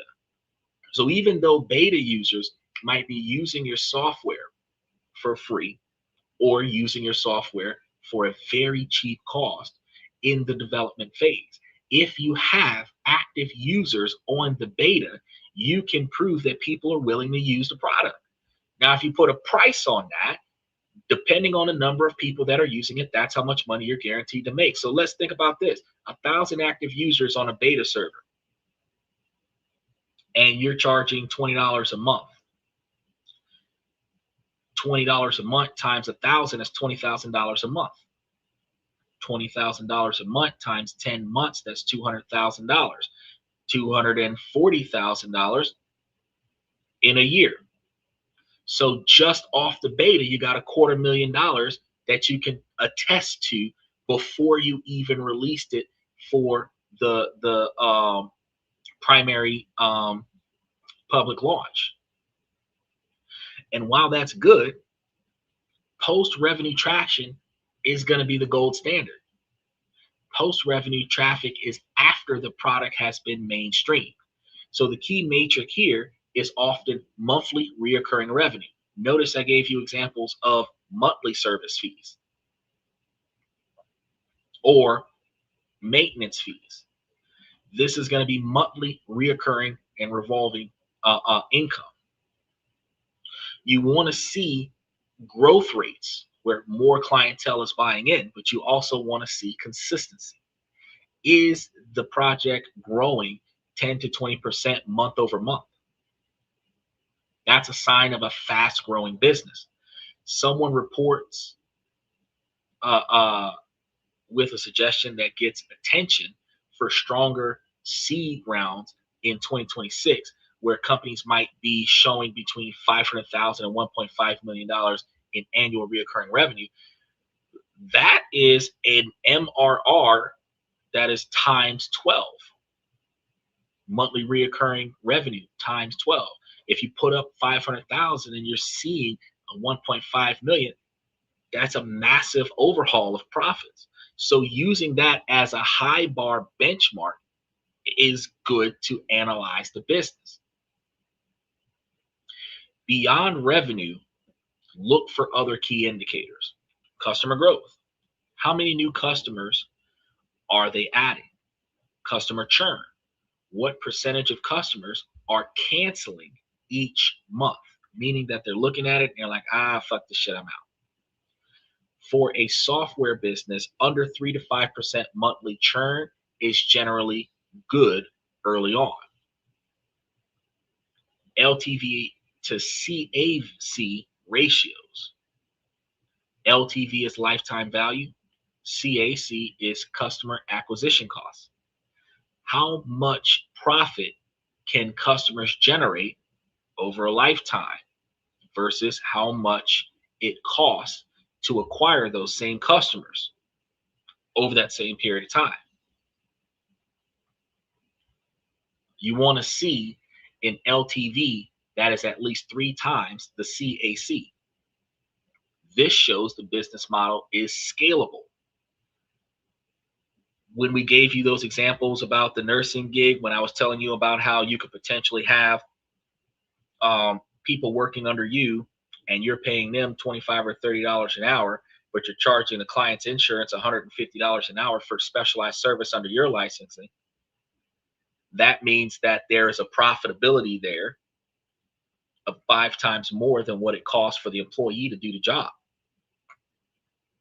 If you're doing this off of a platform that's very cheap to use and the insurances are very cheap to use, if you're able to stack on each employee that's getting $30 an hour to do this, where you're charging the customer $100 to $150 an hour, you're making $120 profit off of each employee that's doing it. And that's per hour.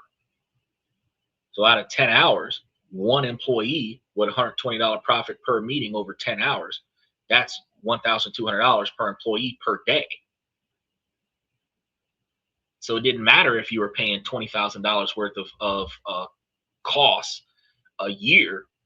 If you can cover that $20,000 worth of costs across 5 employees across 10 hours or 15 hours, that means the rest of the year is a cakewalk.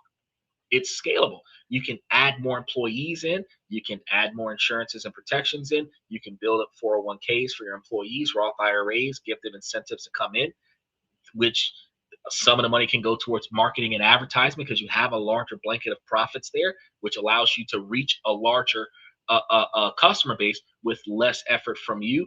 Payroll services, human resources, everything to that effect, that allows your business to be scalable because the cost per customer is less than the profit, which gives you more profit to bring in more customers. Then you want to ask yourself, where do you find this information?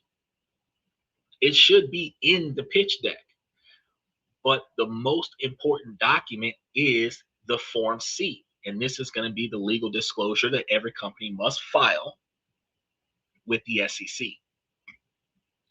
It contains their financial statements. Don't be intimidated. Look at the revenue trend. Is it going up or is it going down? They'll likely be losing money, which is very normal, but how much money are they losing? Most importantly, check their cash on hand. Divide their cash by their monthly burn rate, how much they lose each month. This tells you their runaway.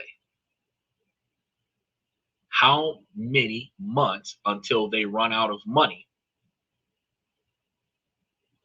will they have?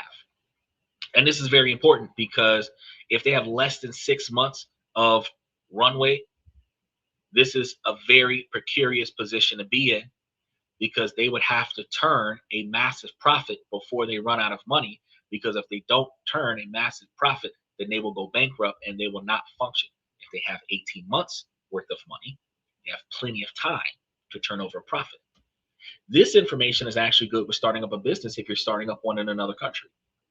Like when I told you guys, you can go to places like Nakano, Japan, start up a business, hire 2 locals. They'll give you $23,000 or up to $23,000. And if you use that $23,000 to cover the payroll at their salary rates, you're likely to spend that $23,000 to pay both people between 12 and 18 months worth of labor. That means that after you create the business, depending on the cost of the product, your employees will be compensated for the first 18 months of business. And the only expense that you would have is reoccurring production of product. So depending on what you're offering, if you're offering a restaurant, you have to keep buying the food and sell the food. If you're doing a real estate business, you have to buy properties and rent them out, or buy properties, fix them and sell them. Whatever it is that you're doing, you have to find a pattern of profitability within that first 18 months so that you can include their salary in your overhead by the time you ran out of money off of the $23,000 advancement from the government. That runway. Also, you want to check for ongoing compliance because this is actually a big issue in countries all over the world. Companies that raise this is way more important for you than anything else. They must file annual reports to be in compliance. A Form CRA will give you that information on an annual basis. A company that isn't filing its required reports is going to be a major red flag. So they're not in compliance, and they're not usually filing these reports because it shows that they have a lack of discipline or a lack of transparency where the money is not right, but they don't want anybody to know about it, so they're not transparent about the money. Or they're not motivated to report the results, and because they're not motivated to report the results, they are not structured or disciplined to handle the money correctly, which could lead to them falling behind. So if you're looking for traction red flags, the checklist here is only vague statements like strong interest instead of hard numbers is a red flag. Revenue is flat or declining, that's a red flag. The financials in the Form C shows dangerously short runways, which is less than 6 to 12 months. That's a red flag. If it's already been in existence for 6 to 12 months and it's got 6 to 12 months left and it is starting to show an upswing in profitability, that's not a bad thing. But if it's on a negative decline of capital where it's spending more money than it's bringing in and there's only 6 months of money left, that's a red flag. Because you're not looking for a fourth quarter, 60 seconds till the end of game upswing where everything blows up at the last minute. If it's been around for a while and it's on a decline, it's not getting traction. If it just came out, you've got a little bit of time. It should start getting traction. But if it doesn't start getting traction, you only got 6 months to get that traction. That's not enough time. Typically, a startup business needs 2 years to thrive, 2 to 5 years to thrive. So you want to have 18 months to 24 months worth of runway in order for you to be able to make sure that the business takes off running, or at least take off walking and start turning over a profit before it loses all of its investment capital. High customer churn, meaning a lot of customers walking away from the product, that's not good. They aren't compliant with their annual SEC filings, that's not good. The marketing story doesn't match the numbers in the legal filings, meaning that the way they're projecting their finances is not what's being shown in their legal filings. That's also a red flag. Traction is going to be your anchor to reality. And a compelling story is going to be nice, but a steep upward slope in your monthly reoccurring revenue chart is the most beautiful thing an early stage investor can see, which shows future profit potential, which means that your current investment will more than likely give you the results that you're looking for. You want to prioritize proof over promise. When you've seen those Shark Tank projects and those investor shows where some new guys got this startup that they did and they created a product and they've got to present the product, talk about the overhead, and then ask for an investment for expansion. It already exists. The product is already working. The investors are determining, is there enough money in it for me, or is this a waste of financial time? But they already showed that it is here and it does work, and some people do buy it. But is there more profit in it than there is effort, or is there more effort than there is profit? Good Samaritan startups, they're good for your conscience, they're good for your ego, and yeah, doing something for somebody else is fantastic on paper. But in actuality, One of the reasons why we don't have a full-on program across the 50 states that eliminates homelessness permanently is because nobody wants to give $10 a month to stop homelessness. With 380 something million people here, a $42 million budget, $46 million budget annually would eliminate homelessness across the country. All it would take would be a dedicated group of individuals to scale up on the housing situation and then have backup services that reincorporates those residents back into a paying society, which ultimately improves the economy. Because there are a lot of homeless people that have jobs, but there's a lot of homeless people that can't get a job because they're homeless. So those individuals that are not readily capable of reincorporating capital into the economy is a deficit to the economy, because those same individuals receive government funds because they don't have capital.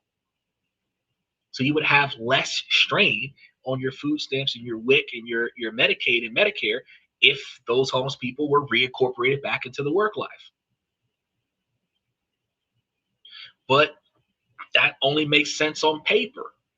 So many people are willing to take that $10 a month, or take the $200 a month and put it on sex, drugs, and alcohol instead of taking $10 a month and putting it on a good cause. That could potentially help at-risk families not lose their place in the first place. The selfishness of individuals is not going to help a good cause startup business. Profitability attracts greed, and greed will only be enticed by the opportunity to meet the needs of the greed. So you're not going to see a good faith startup company blow up overnight. But if you decide to create something that's going to fix a much needed problem that people will pay for, like that concierge mental health counseling thing, you're likely to see a large quantity of return on that, or at least you're going to have a large enough of profitability there to scale it up to a level where it is self-operating and you can get paid off of its existence without putting any work into it. But you will have to put work into it on the ground level, and you will have to build it up. You would have to scale it up until it is automated. And once it is automated, while it can continue to scale, you are no longer at that point required to put in the workload to keep the business going. You get paid as a founder or a majority share investor of the business, and the business continues to pay you and you don't do any more work. Now, we've done it all, right? You see some futuristic gadgets or clever apps and your imagination starts running wild, right? But as an investor, you have to look at the product through a different lens. The most important question that you have to ask is this a painkiller or a vitamin? And this is with every product.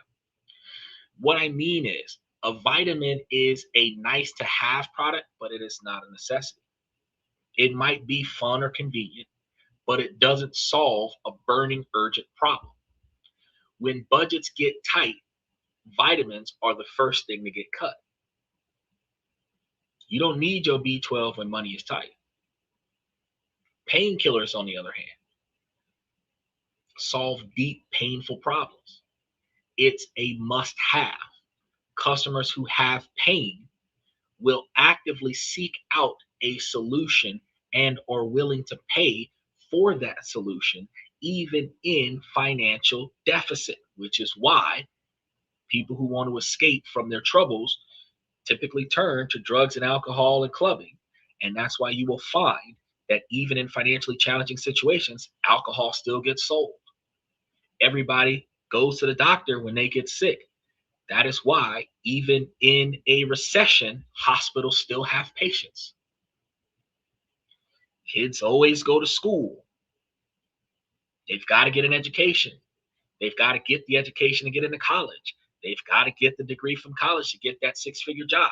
So even in the poorest neighborhoods, kids are still going to school. But you don't see private schools in poor neighborhoods because poor people can't afford private school.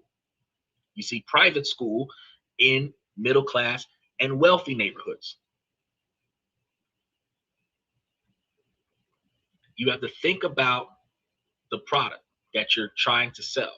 For example, accounting software that your company uses. That's going to be a painkiller.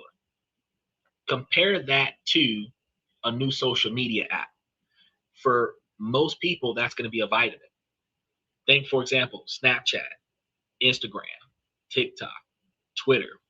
They're vitamins. They're good. Some people use them to start up a business with, but which social media app is your favorite? Today you're watching me on YouTube, but before you was on my show, you were probably on TikTok. Before you were on TikTok, you were on a Snapchat. Before you on Snapchat, you might have been on Instagram. You might have an Instagram that you utilize to communicate with the majority of your people, but you're still watching me on YouTube right now because it's a vitamin, not a painkiller. Great businesses are built on painkillers. So, how do you spot a painkiller? First, you must be able to clearly articulate the problem. The pitch should start with the customer's pain. And if you read their description and you're still not sure what the problem is that they're trying to solve, that is a huge red flag. The team behind the game isn't as important as the game itself. So, for example, if you think about the team behind the game, Exploding Kittens didn't just have a card game, they had a solution to a boring game night. And they described it in ways that was instantly relatable. I even, matter of fact, got a deck of cards here from one of the people that I sponsor, Dating Assassin, for individuals who are looking for a deck of cards that helps with breaking the ice and getting to know your partner in a most interesting way, where there are 150 cards in this deck, and they ask some of the most impressionable questions that I wasn't even expecting to soundbite this, but because we're talking about this deck of cards, take, for example, just one of the cards. Do you believe there are ghosts? That's not really an impressionable comment. Let's see. Let's try another one. Do you like online dating? If so, why?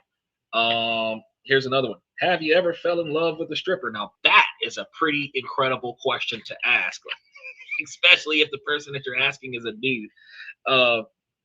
Are you addicted to alcohol? These are just a handful of questions. Do you meditate? Here's another one. Do you believe in the law of attraction? Now we're start talking about philosophy. Are you a people pleaser? Right? Would you call yourself shallow? And if so, why? Right? This is just a handful. Do you like casinos? A handful of questions out of 150 cards in this deck. How much would you pay for a pair of expensive shoes?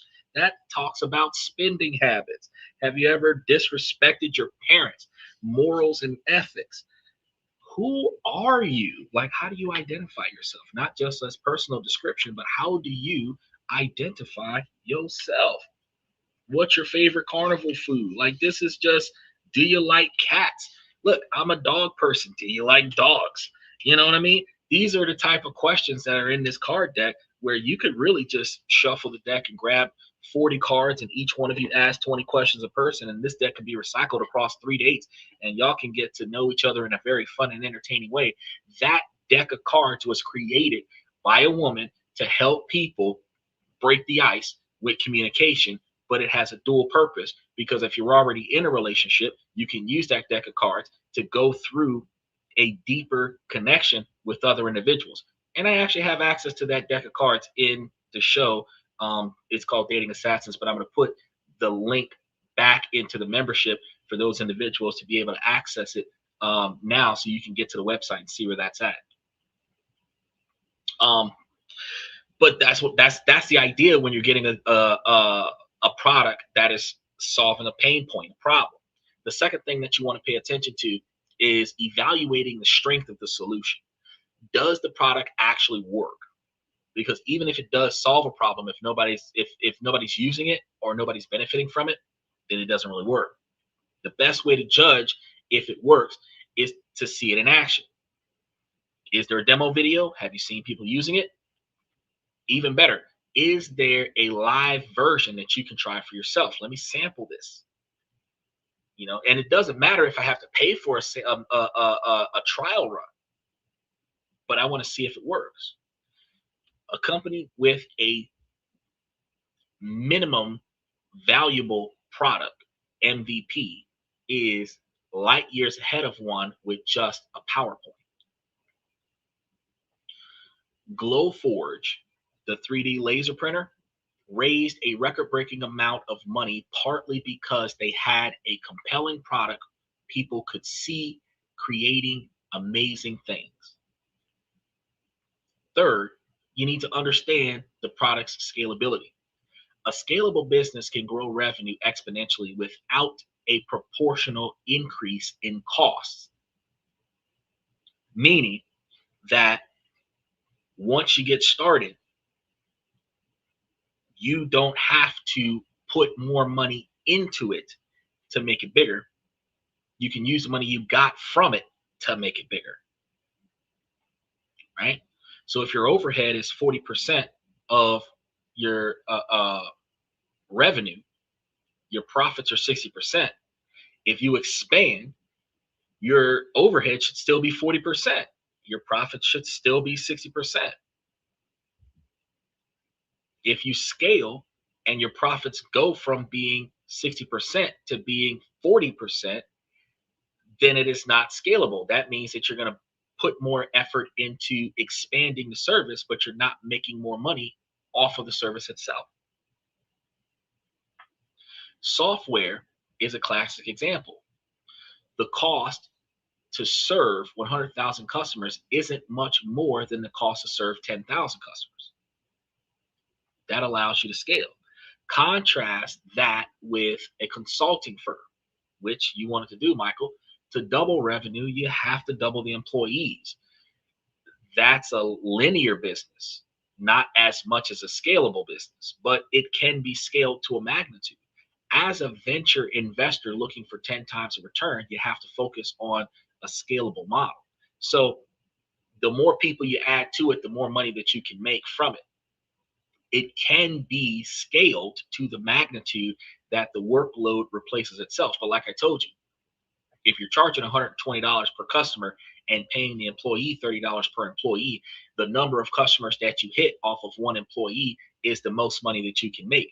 Each employee that you bring in, you're adding another employee, scaling up the business by adding larger staff and bringing in more customers. And the more employees you have, the more money you make. But the more customers you have, well, the more employees you have, the more people you have to pay to cover the more customers that you bring in. So if you lose employees, you have a workload that's not being filled, which requires you to have a surplus of employees so that if an employee leaves, you have an extra employee to fill the gap. That's when you start seeing part-time workers on a full-time schedule, right? The fourth thing you want to assess is the user experience. It doesn't need to be perfect because you're just starting out, but it should be intuitive.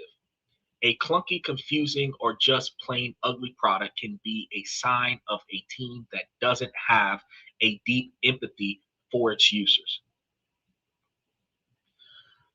Finally, think about the product roadmap. No product is ever done. A good team has a clear vision for the next 18 to 24 months.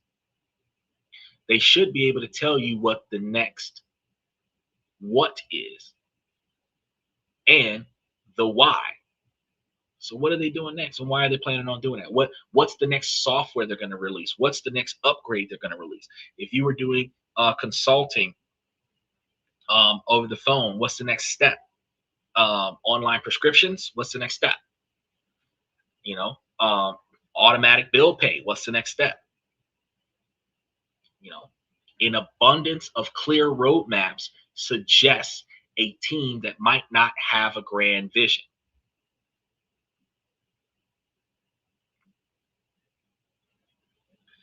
Meaning that if you've got a bunch of different things that you're trying to do, and that's why when you told me before, Stephen, you're like, oh man, I want to have 3 side hustles after a while. And I told you that's not a good way to have it, because 3 side hustles, you got 3 different roadmaps. Each side hustle is a startup. You have to put effort into creating it, put effort into mainstreaming it, put effort into maintaining it. Some startups might not have an initial startup cost if you're using resources you already have. Like, for example, being an Uber driver, being a Lyft driver, being a Waze driver, or whatever. Because you already have a car, it doesn't take much to get started. But if you're trying to do a startup of web designer, SEO modifier, that takes effort. If you're doing another startup, your consulting thing, that's another startup. Each one of those requires different types of advertisement. Each one of those requires different skill sets. If you're doing 3 different things that do not blend with each other, where you've got 3 different projects running that do not benefit from the other one, you have a problem where you have a limited period of time and a lot of stuff to do. You have 3 40-hour-a-week jobs once you get this up and going, and you only have 1 week to do that 120 hours worth of effort. Now you have 3 part-time jobs, and you're doing 20 hours a week on each one, which has you doing 60 hours a week with part-time pay from 3 jobs, when you can just focus on one. So have an abundance of roadmaps instead of one track will show that you do not have a linear vision. You need to have a linear vision. So product red flags checklist is going to look something like this. If you can't clearly explain what the painful problem is that they're trying to solve, that's a red flag. You don't know what this is fixing. If the product is identified as a vitamin, meaning that whatever it is nice to have. For example, we have a massive influx with our Gen Z generation, where everybody wants to be a WWE champion. So a company created replica championship title belts. Fantastic model. Massive worldwide accessibility because they travel the world, and they're reasonably priced. It's a vitamin. It's nice to have.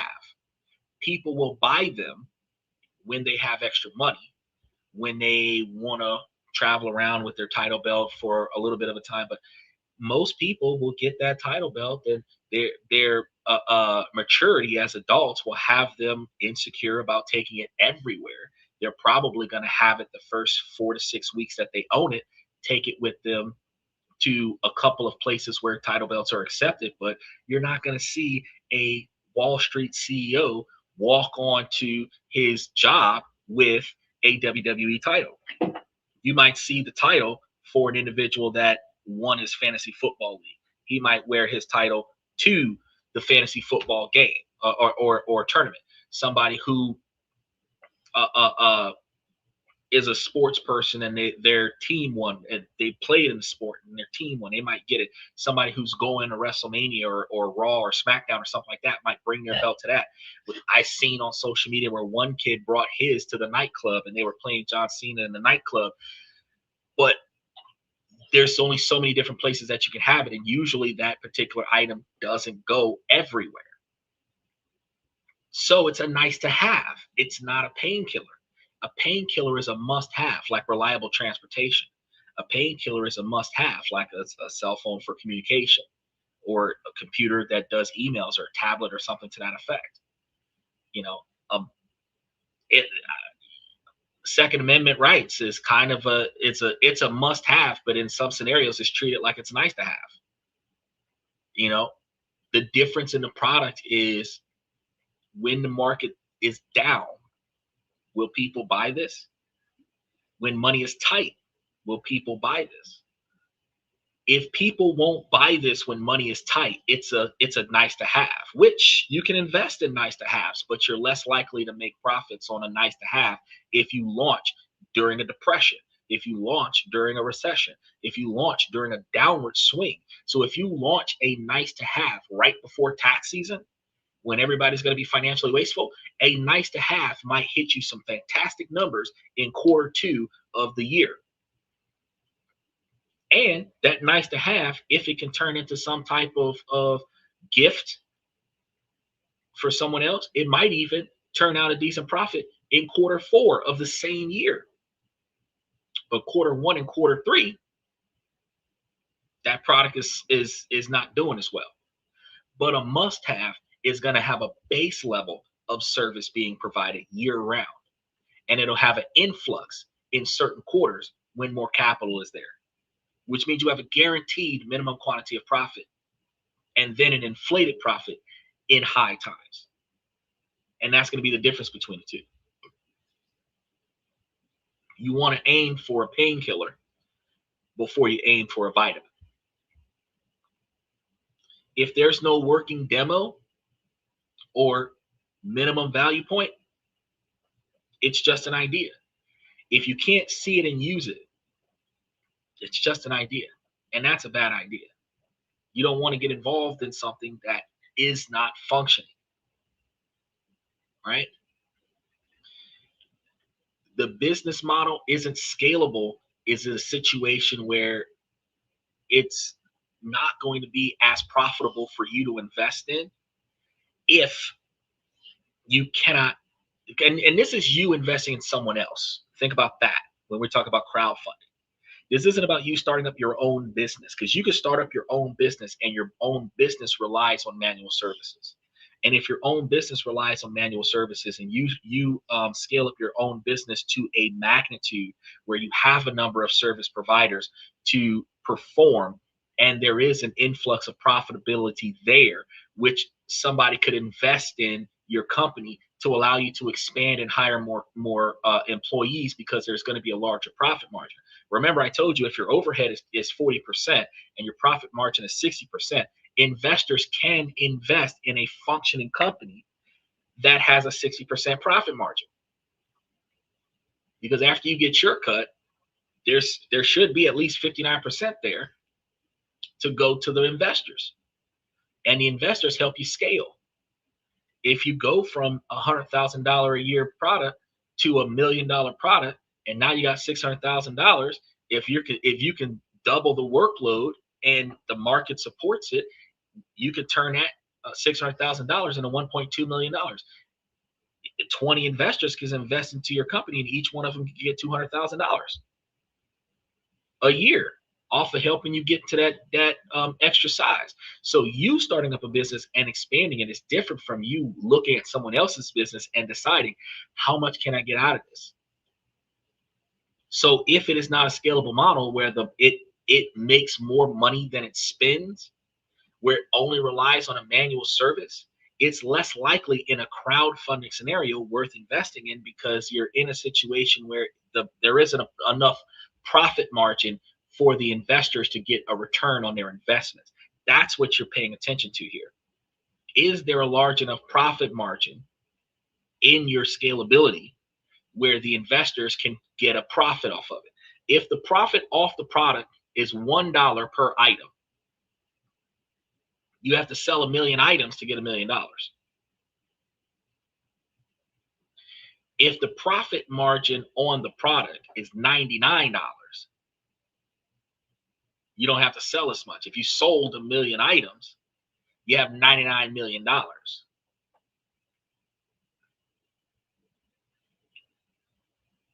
That also means that with $99 million of profit, you have the ability for each one of you can have 10 or 15 investors put up enough to get 1%.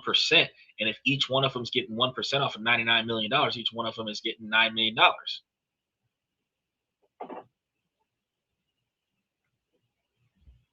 Or you can set it up where each one of them can get $1 million and have 10 people get $1 million off of the profit. But that's paying attention to the scalability. If the product is confusing, it's difficult to use, or poorly designed, like Xbox, like iPhone, like you got, and we're talking about the original one. You know what I mean? You gotta rethink that model, because customers are not gonna like something that they don't know how to use, or they're using it and they're not getting what they expected out of it. If the team has no clear product roadmap, meaning they're just throwing shit together and hoping that something works, hoping that something sells, they don't have the expectations of a solid future. So don't let cool tech blind you to bad business fundamentals. If y'all remember the Qualcomm Talk Watch that came out back in 2010, I think it was, expensive. Now you've got the Gear. Now you've got the Apple Watch. Now you've got all of these other watch phones that does the same thing that the Qualcomm Talk Watch did. But the Qualcomm Talk software, the hardware of the Qualcomm Talk Watch, is in other cheaper smartwatches. They're now taking that Qualcomm technology and putting them into smart glasses. You're starting to find glasses that answer cell phones, where you can hear what people are saying on your glasses, which is the technology for the headphones that I'm using. And that now they're building software that they're embedding into the headphones that allows for translations, which allows you to improve your communication with people who don't speak your language, because you have translation software. That helps. That was their pain point. People who don't speak the same language. Headphones that translate for you. You don't have to learn their language to know what they said. And if you have a dual transition where it can translate for them in real time as well, they can hear what you say without them having to learn your language either. This allows you to bridge the gap and make a sale without even knowing the language of the customer that you're talking to, or the provider that's providing you a service. This is something that's scalable. A 10-time opportunity is a great product that solves a painful problem for a large market with a scalable business model. And this is it. This is the section that separates amateurs from the pros. You can get the team, market, traction, and product all right. Get everything correct. But if you invest in a great company on terrible terms, you can still lose money. Understanding the deal terms isn't optional. It is where you make your money. So after you've done all of this research on the crowdfunding source that you're looking to invest in, you have to pay attention to most deals on platforms like WeFunder and Start Engine use a safe or convertible note. A safe note is a simple agreement for future equity, and it is a contract saying that your money will convert into equity later, usually when a big venture capitalist firm leads the next funding round. These almost always have two key terms that you must understand: the valuation cap and the discount. The valuation cap is the most important number in your deal. It is the maximum valuation at which your investment will convert into equity. A low cap is better for you. Let's say you invest $1,000 with a $10 million valuation cap. A year later, a venture capitalist invests at a $20 million valuation. Because of your cap, your money converts into shares as if the company was only worth $10 million. You get to buy shares at a 50% discount to the new investor. Now imagine if there was no valuation cap. Your money would convert at the same $20 million valuation as the venture capitalist. So let me go back over that one more time. If there's a valuation cap, $1,000 invested in a $10 million company. If a venture capitalist puts up $20 million, your shares of the company is now double the value. They put up $20 million for a $10 million business, and you are now able to benefit from $2,000 worth of shares for your $1,000 investment because there's a cap. If they put up $20 million and there wasn't a cap, you would have $1,000 invested into their $20 million investment. You took all the early risk for no extra reward when there isn't a cap. An uncapped safe is almost always a bad deal for an early investor. The discount gives you another benefit, typically around 20%. In our example, if your safe had a 20% discount, your money would be converted at a $16 million valuation, $20 million minus 20%. So most safes have both cap and discount included, and you get whichever is better for you. In this case, the $10 million cap is better than the $16 million valuation from the discount. So you convert the $10 million cap.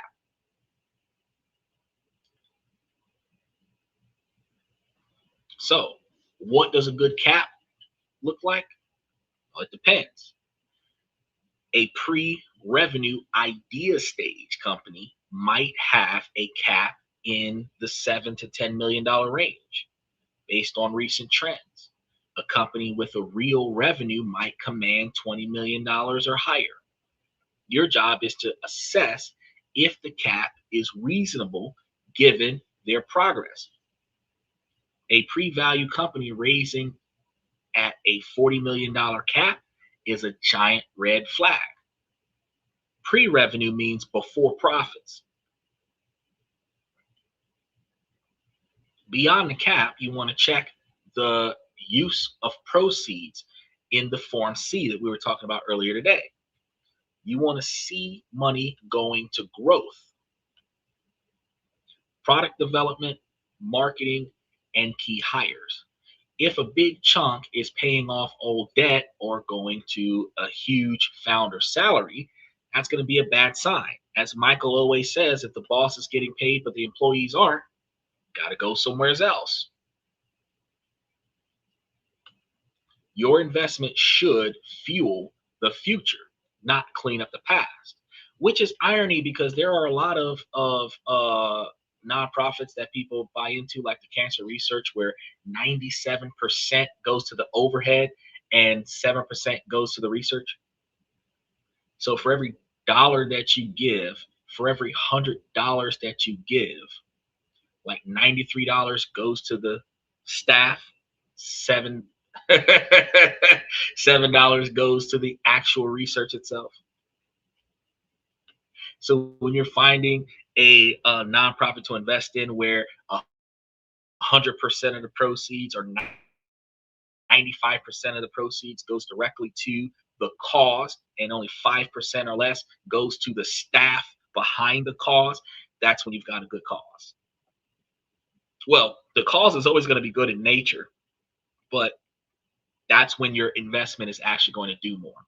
You're going to see more results. Finally, you want to understand the security that you're buying into. Is it a safe that converts the common or preferred stock? Because preferred stock usually has extra rights and protections. So it's generally better. It might be dense, but the investment agreement contains the rules of the game that you're playing. You got to read that. So when you're looking at the deal terms, red flag checklist that you must consider is an uncapped safe or convertible notes, red flags. If it's not capped, where you're going to see a larger potential from higher investments from round two, then you have a concern. If it's a very high cap, you have a high concern. A valuation cap that seems way too high for the company's stage, like I said, red flag. No clear explanation for how the valuation was determined, another red flag. The use of the proceeds when it shows that the money is going to past debt or big salaries instead of the growth, huge red flag. The terms are overly complex or just plain confusing where you don't understand what's going on. Never invest in something that you do not understand. That is a huge red flag. You almost live by the investment that you put your money on. It's not always about turning a big profit. You want security, invest in cybersecurity. You want better communication, invest in communication. You want better green energy, invest in green energy. Whatever you're backing, you know about it. You see the improvements that are being offered, and you're willing to pay to get those improvements while turning a profit. You have to know what you're getting yourself into. This is a good idea because I said it is. Based on what? That's not a good way to go. Investing in a great company with bad terms is like running a marathon and quitting at the last mile. No matter how good the company is, no matter how good the product is, no matter how good the profits are, if you're not contracted into this deal correctly, you're going to be one of the only people not getting paid. Just like that come get me girl. Not paying attention to what was going on with that meme coin. A lot of people lost money off of that. You've got to pay attention to what you're getting yourself into. Don't be afraid to walk away if the terms aren't right. Because why do you care about money you didn't make versus money that you could have lost? Doesn't matter if you didn't go in and you didn't get anything out of not going in. What matters is you didn't go in and you didn't lose everything you went in with. And I understand that this is tough for people who have that let's go to the casino mentality. It's not about the fact that we lost $10,000 today. It's about the fact that we had fun and we had free drinks. Well, if you lost $10,000, think about how many drinks you had, because at $5 a glass, you didn't drink $10,000 worth of drinks. You might have had 5 or 10 drinks and you lost $10,000. That's like $1,000 a cup. They can offer you free drinks while you're gambling because you're spending more money than each glass that you're consuming. And that mentality going into venture capitalism, going into crowdfunding, that's not a good mentality to have. If you're not making more money coming out than what you did going in, you do not want to go in. So if you can't see where the money is coming from and how you get a return on your investment, you don't want to go into that. So if it's confusing, if the profits are confusing, don't do it. Now, that's going to be our 5-point checklist. And we had a very long checklist today. 3 hours just to go over wow. First, we have to talk about the teams, then the market, the traction, the product, and then the terms of the contract, how you're going to get paid. Using this for every deal that you try to put your money towards will dramatically boost your odds of finding a winner, and just as importantly, dodging those losers. You can even use this strategy towards your investment portfolio. As I told you guys before, we're going to put a lot of this information, including the red flag checklist, into PDFs that are going to be accessible from the membership. So all you guys got to do is just go into the membership and grab yours. I should have that up this week because I've got quite a few other checklists that I want to put up. And I see myself with extra time off on Saturday and Sunday. So throughout next week, you'll start seeing all of those available in the membership. And if you want to see some of those checklists in action, you got to hit that subscription button. If you haven't already done so, turn on that notification bell, because in some of the future episodes, we're going to be talking about 3 trending companies that are running these exact same 5-point analysis to show you exactly how we separate potential gems from junk. The world of equity crowdfunding has incredible opportunities and significant risks. And for years, the story has always been about fear of the scam, fear of losing your money, fear of putting effort into somebody else because they might take advantage of you. But the fact is, with some data suggesting only around 22% of crowdfunding companies succeeding, caution is smart, but fear isn't a strategy. It is not a strategy. The fear to take action. We talked about this on the show once before.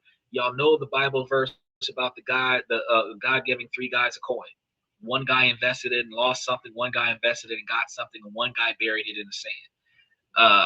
The fact is that the two who tried, were more successful even in failure than the person who did nothing. It is faith without work is dead, and that same mentality goes towards building your future. You cannot have a better future without putting in effort, and effort can come from your physical effort, but effort can come from your financial investments. If you can get a financial return on it, get that. If you can't, don't. Right? You're not walking away from a good deal because you're afraid that it might go south, but you're definitely walking away from a bad deal because you know that you're not going to be successful from it. Just not doing anything because you're afraid of what happens if I lose it. That's the path of becoming a successful investor when you replace that fear with a process. So just operating off of fear, you're not going to be a successful investor. But becoming that successful investor by replacing your fear with a process that helps you learn and understand and make actionable, insightful decisions, that's going to be the best way for you to go. You got to remember, this is going to be about building repeatable frameworks that gives you clarity and confidence. This is something that you can utilize multiple times over. So this 5-point checklist, this is going to be your framework. If you've got the team where you bet on experts, these guys have the grit to run the race. You're paying attention to the market, and you're making sure that they're fishing in a large enough ocean where there's a large enough quantity of profits accessible. You're paying attention to the traction, where you're demanding proof of their performance, not just promise. Paying attention to the product, investing in painkillers, not vitamins, and investing in must-have products, not nice-to-have products. Focusing on those terms and conditions, because you have to ensure that the best deal in the world is still structured for a real-time 10 times return, or even in some situations a 5-time return, where you are guaranteed a reasonable return on investment over the period of time that your money is tied up in the deal. You have to make sure that you're getting paid off of this, and that you're getting paid a fair amount after this business starts becoming profitable. Crowdfunding isn't a get-rich-quick scheme. Nothing I ever talk about is a get-rich-quick scheme. Anything that sounds like a get-rich-quick scheme is a waste of time and effort, and ultimately it's going to take a bunch of money out of your pocket, because there is no such thing as a get-rich-quick scheme. You have the perceived luck, the 0.01% of individuals that is an overnight sensation, the 0.01% of individuals that is a lottery winner and never broke again. But the majority, the 99.99% of individuals that will eventually get there with 10 to 20, 30 years, 40, 50 years of effort and financial investment before they see the success that they're looking for. Businesses that are 25 and 30 years in the making, where the first 5 years of struggle they had to overcome and reach that profit margin in order for them to still be here today, where they were created in the 60s and they're still here in 2025. where they were created in the 20s and the 30s, and they're still here in 2020, 2026. These companies went through the long haul to build the reputation that they have right now. Michael Jordan had a 15-year career for that fucking shoe to be worth $350 today. You understand? Even LeBron James's shoe is not as popular as Michael Jordan's shoe, and LeBron James has been in the game for 40 years. Think about that. There's no such thing as a get-rich-quick scheme. It takes patience and diligence and dedication and devotion. But this method is going to offer something revolutionary because it changes for everyday people. And it provides you guys a chance to get in on the ground floor of tomorrow's greatest companies, where you can be the first person to invest in bottled waters before bottled waters became a thing. You can be that first person that invested in Coca-Cola and Pepsi before they became a thing. You can be that first person that invested in Apple before it was Macintosh. You understand? You be the person that invested in Michael Zuckerberg when he first created Facebook before Facebook became a thing. If you would have been one of the investors in TikTok before it switched over to America. When you see a good thing and you see the potential in it and you're able to invest in it on the ground floor, that is when you make your success. Success stories like Revolt have delivered massive returns to their earliest backers, where if you're in there on stage 2, stage 3, stage 4, the profit margin is not as high as it is when you're in there at stage 1 as a foundational investor. And while not every investment will be a winning investment, as some early BrewDog investors are now discovering, a smart process can help you spot the real opportunities. A lot of the investment opportunities that I tell you about in different countries around the world, that requires an extensive quantity of research, connections, networking, so that you make sure that you get the right contract, to make sure that you're locked in on the right deal. But what were we talking about? The hydrofuel. There was like 3 different countries that we were talking about hydrofuel. And with that hydrofuel, if you invested in those countries' creation of the hydrofuel, you could be turning over massive quantity of profit. And some of those countries that had the capabilities of creating dams that generate the hydrofuels and bottle it to ship it to other countries, which makes that even more fantastic, because now it's not a disposable product that's just gone if you don't use it right now. It's something that can be packaged and shipped across the world, which turns into an international business. If you're buying into stuff like that, you're seeing right now that there's a high profit to it. In 25, when I talked about it, and 26, and they're doing it. If you get in on it, you're going to make more getting in on it now than what you would if you got in on it in 5 years. Like, oh shit, Xander was right when he was telling us about, this, that, and the third 5 years ago. They're making a ton of money off of it. At that point, it's pennies on the dollar because you're after the wave.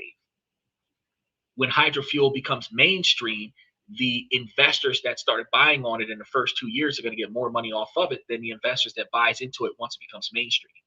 You might have a 1% profit margin or 0.5% profit margin once it's mainstream. But when it first came out, you were looking at what we said, 20% plus the cap, you get a higher profit margin. Now, that doesn't mean that you can't invest into it after the fact. You can invest in a bottle of water now that you know that it's all the rage. And you can get your 1 to 5% return on investment per share by far. You can invest in a pre-existing company that's been around for 30 years and still get you something off of it.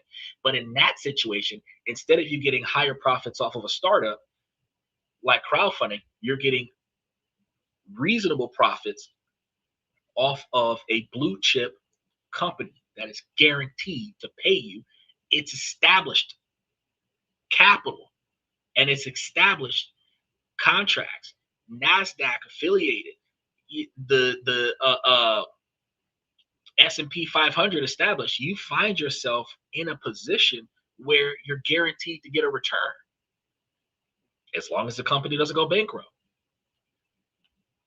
The tools are all there for you. The opportunities are going to be there for you. And if you go and get it out of the membership, the checklist is going to help you find them.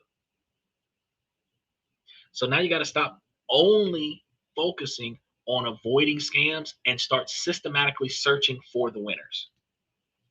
It's not about how much you can lose. It's about how much can you gain. So if you cannot gain anything or you cannot guarantee a gain, then it's not worth investing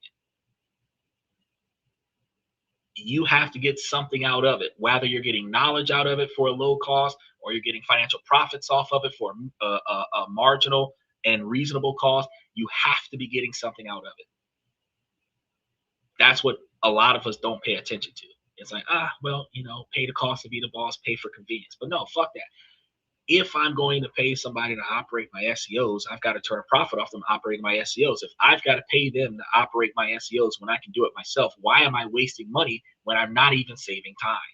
You're just taking money out of my pocket and I'm not getting paid for that. That is a loss. If I got to take a financial loss, then your presence does not financially benefit me. That is a bad thing.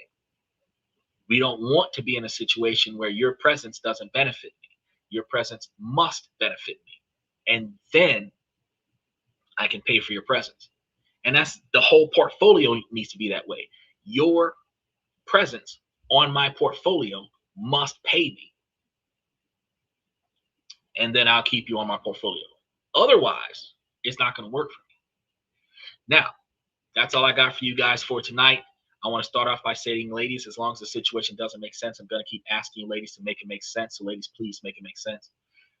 Fellas, I gave you this information to help y'all become higher value men. So you must pay attention to the things in your life that you can control, change the things that you don't like, and navigate around the things that you can't control.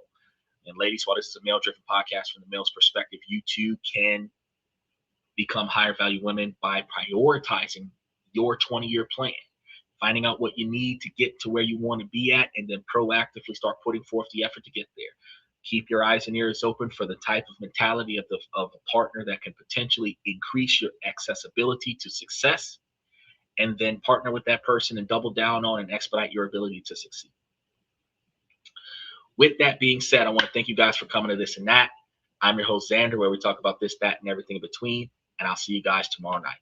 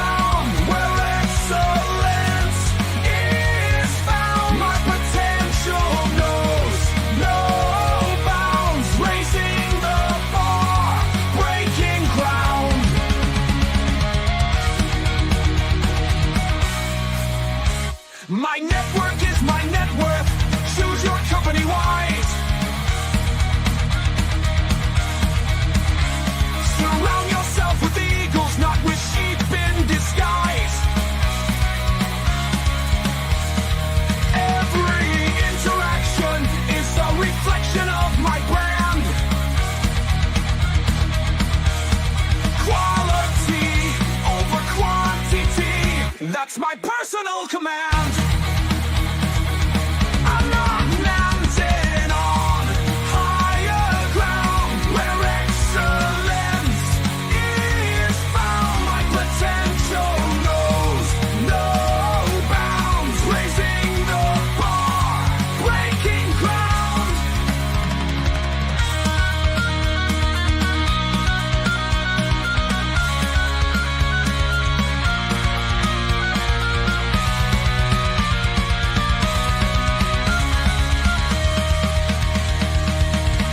I'm not just living, I'm manifesting my vision, cutting through limitations with surgical precision.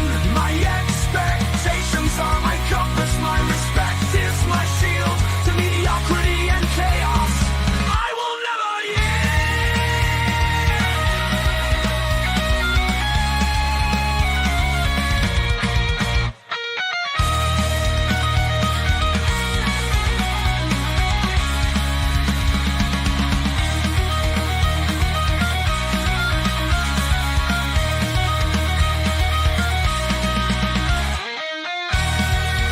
I'm not just living, I'm manifesting my vision, cutting through limitations with surgical precision. My expectations are my compass, my respect is my shield to mediocrity and chaos. I will never yield.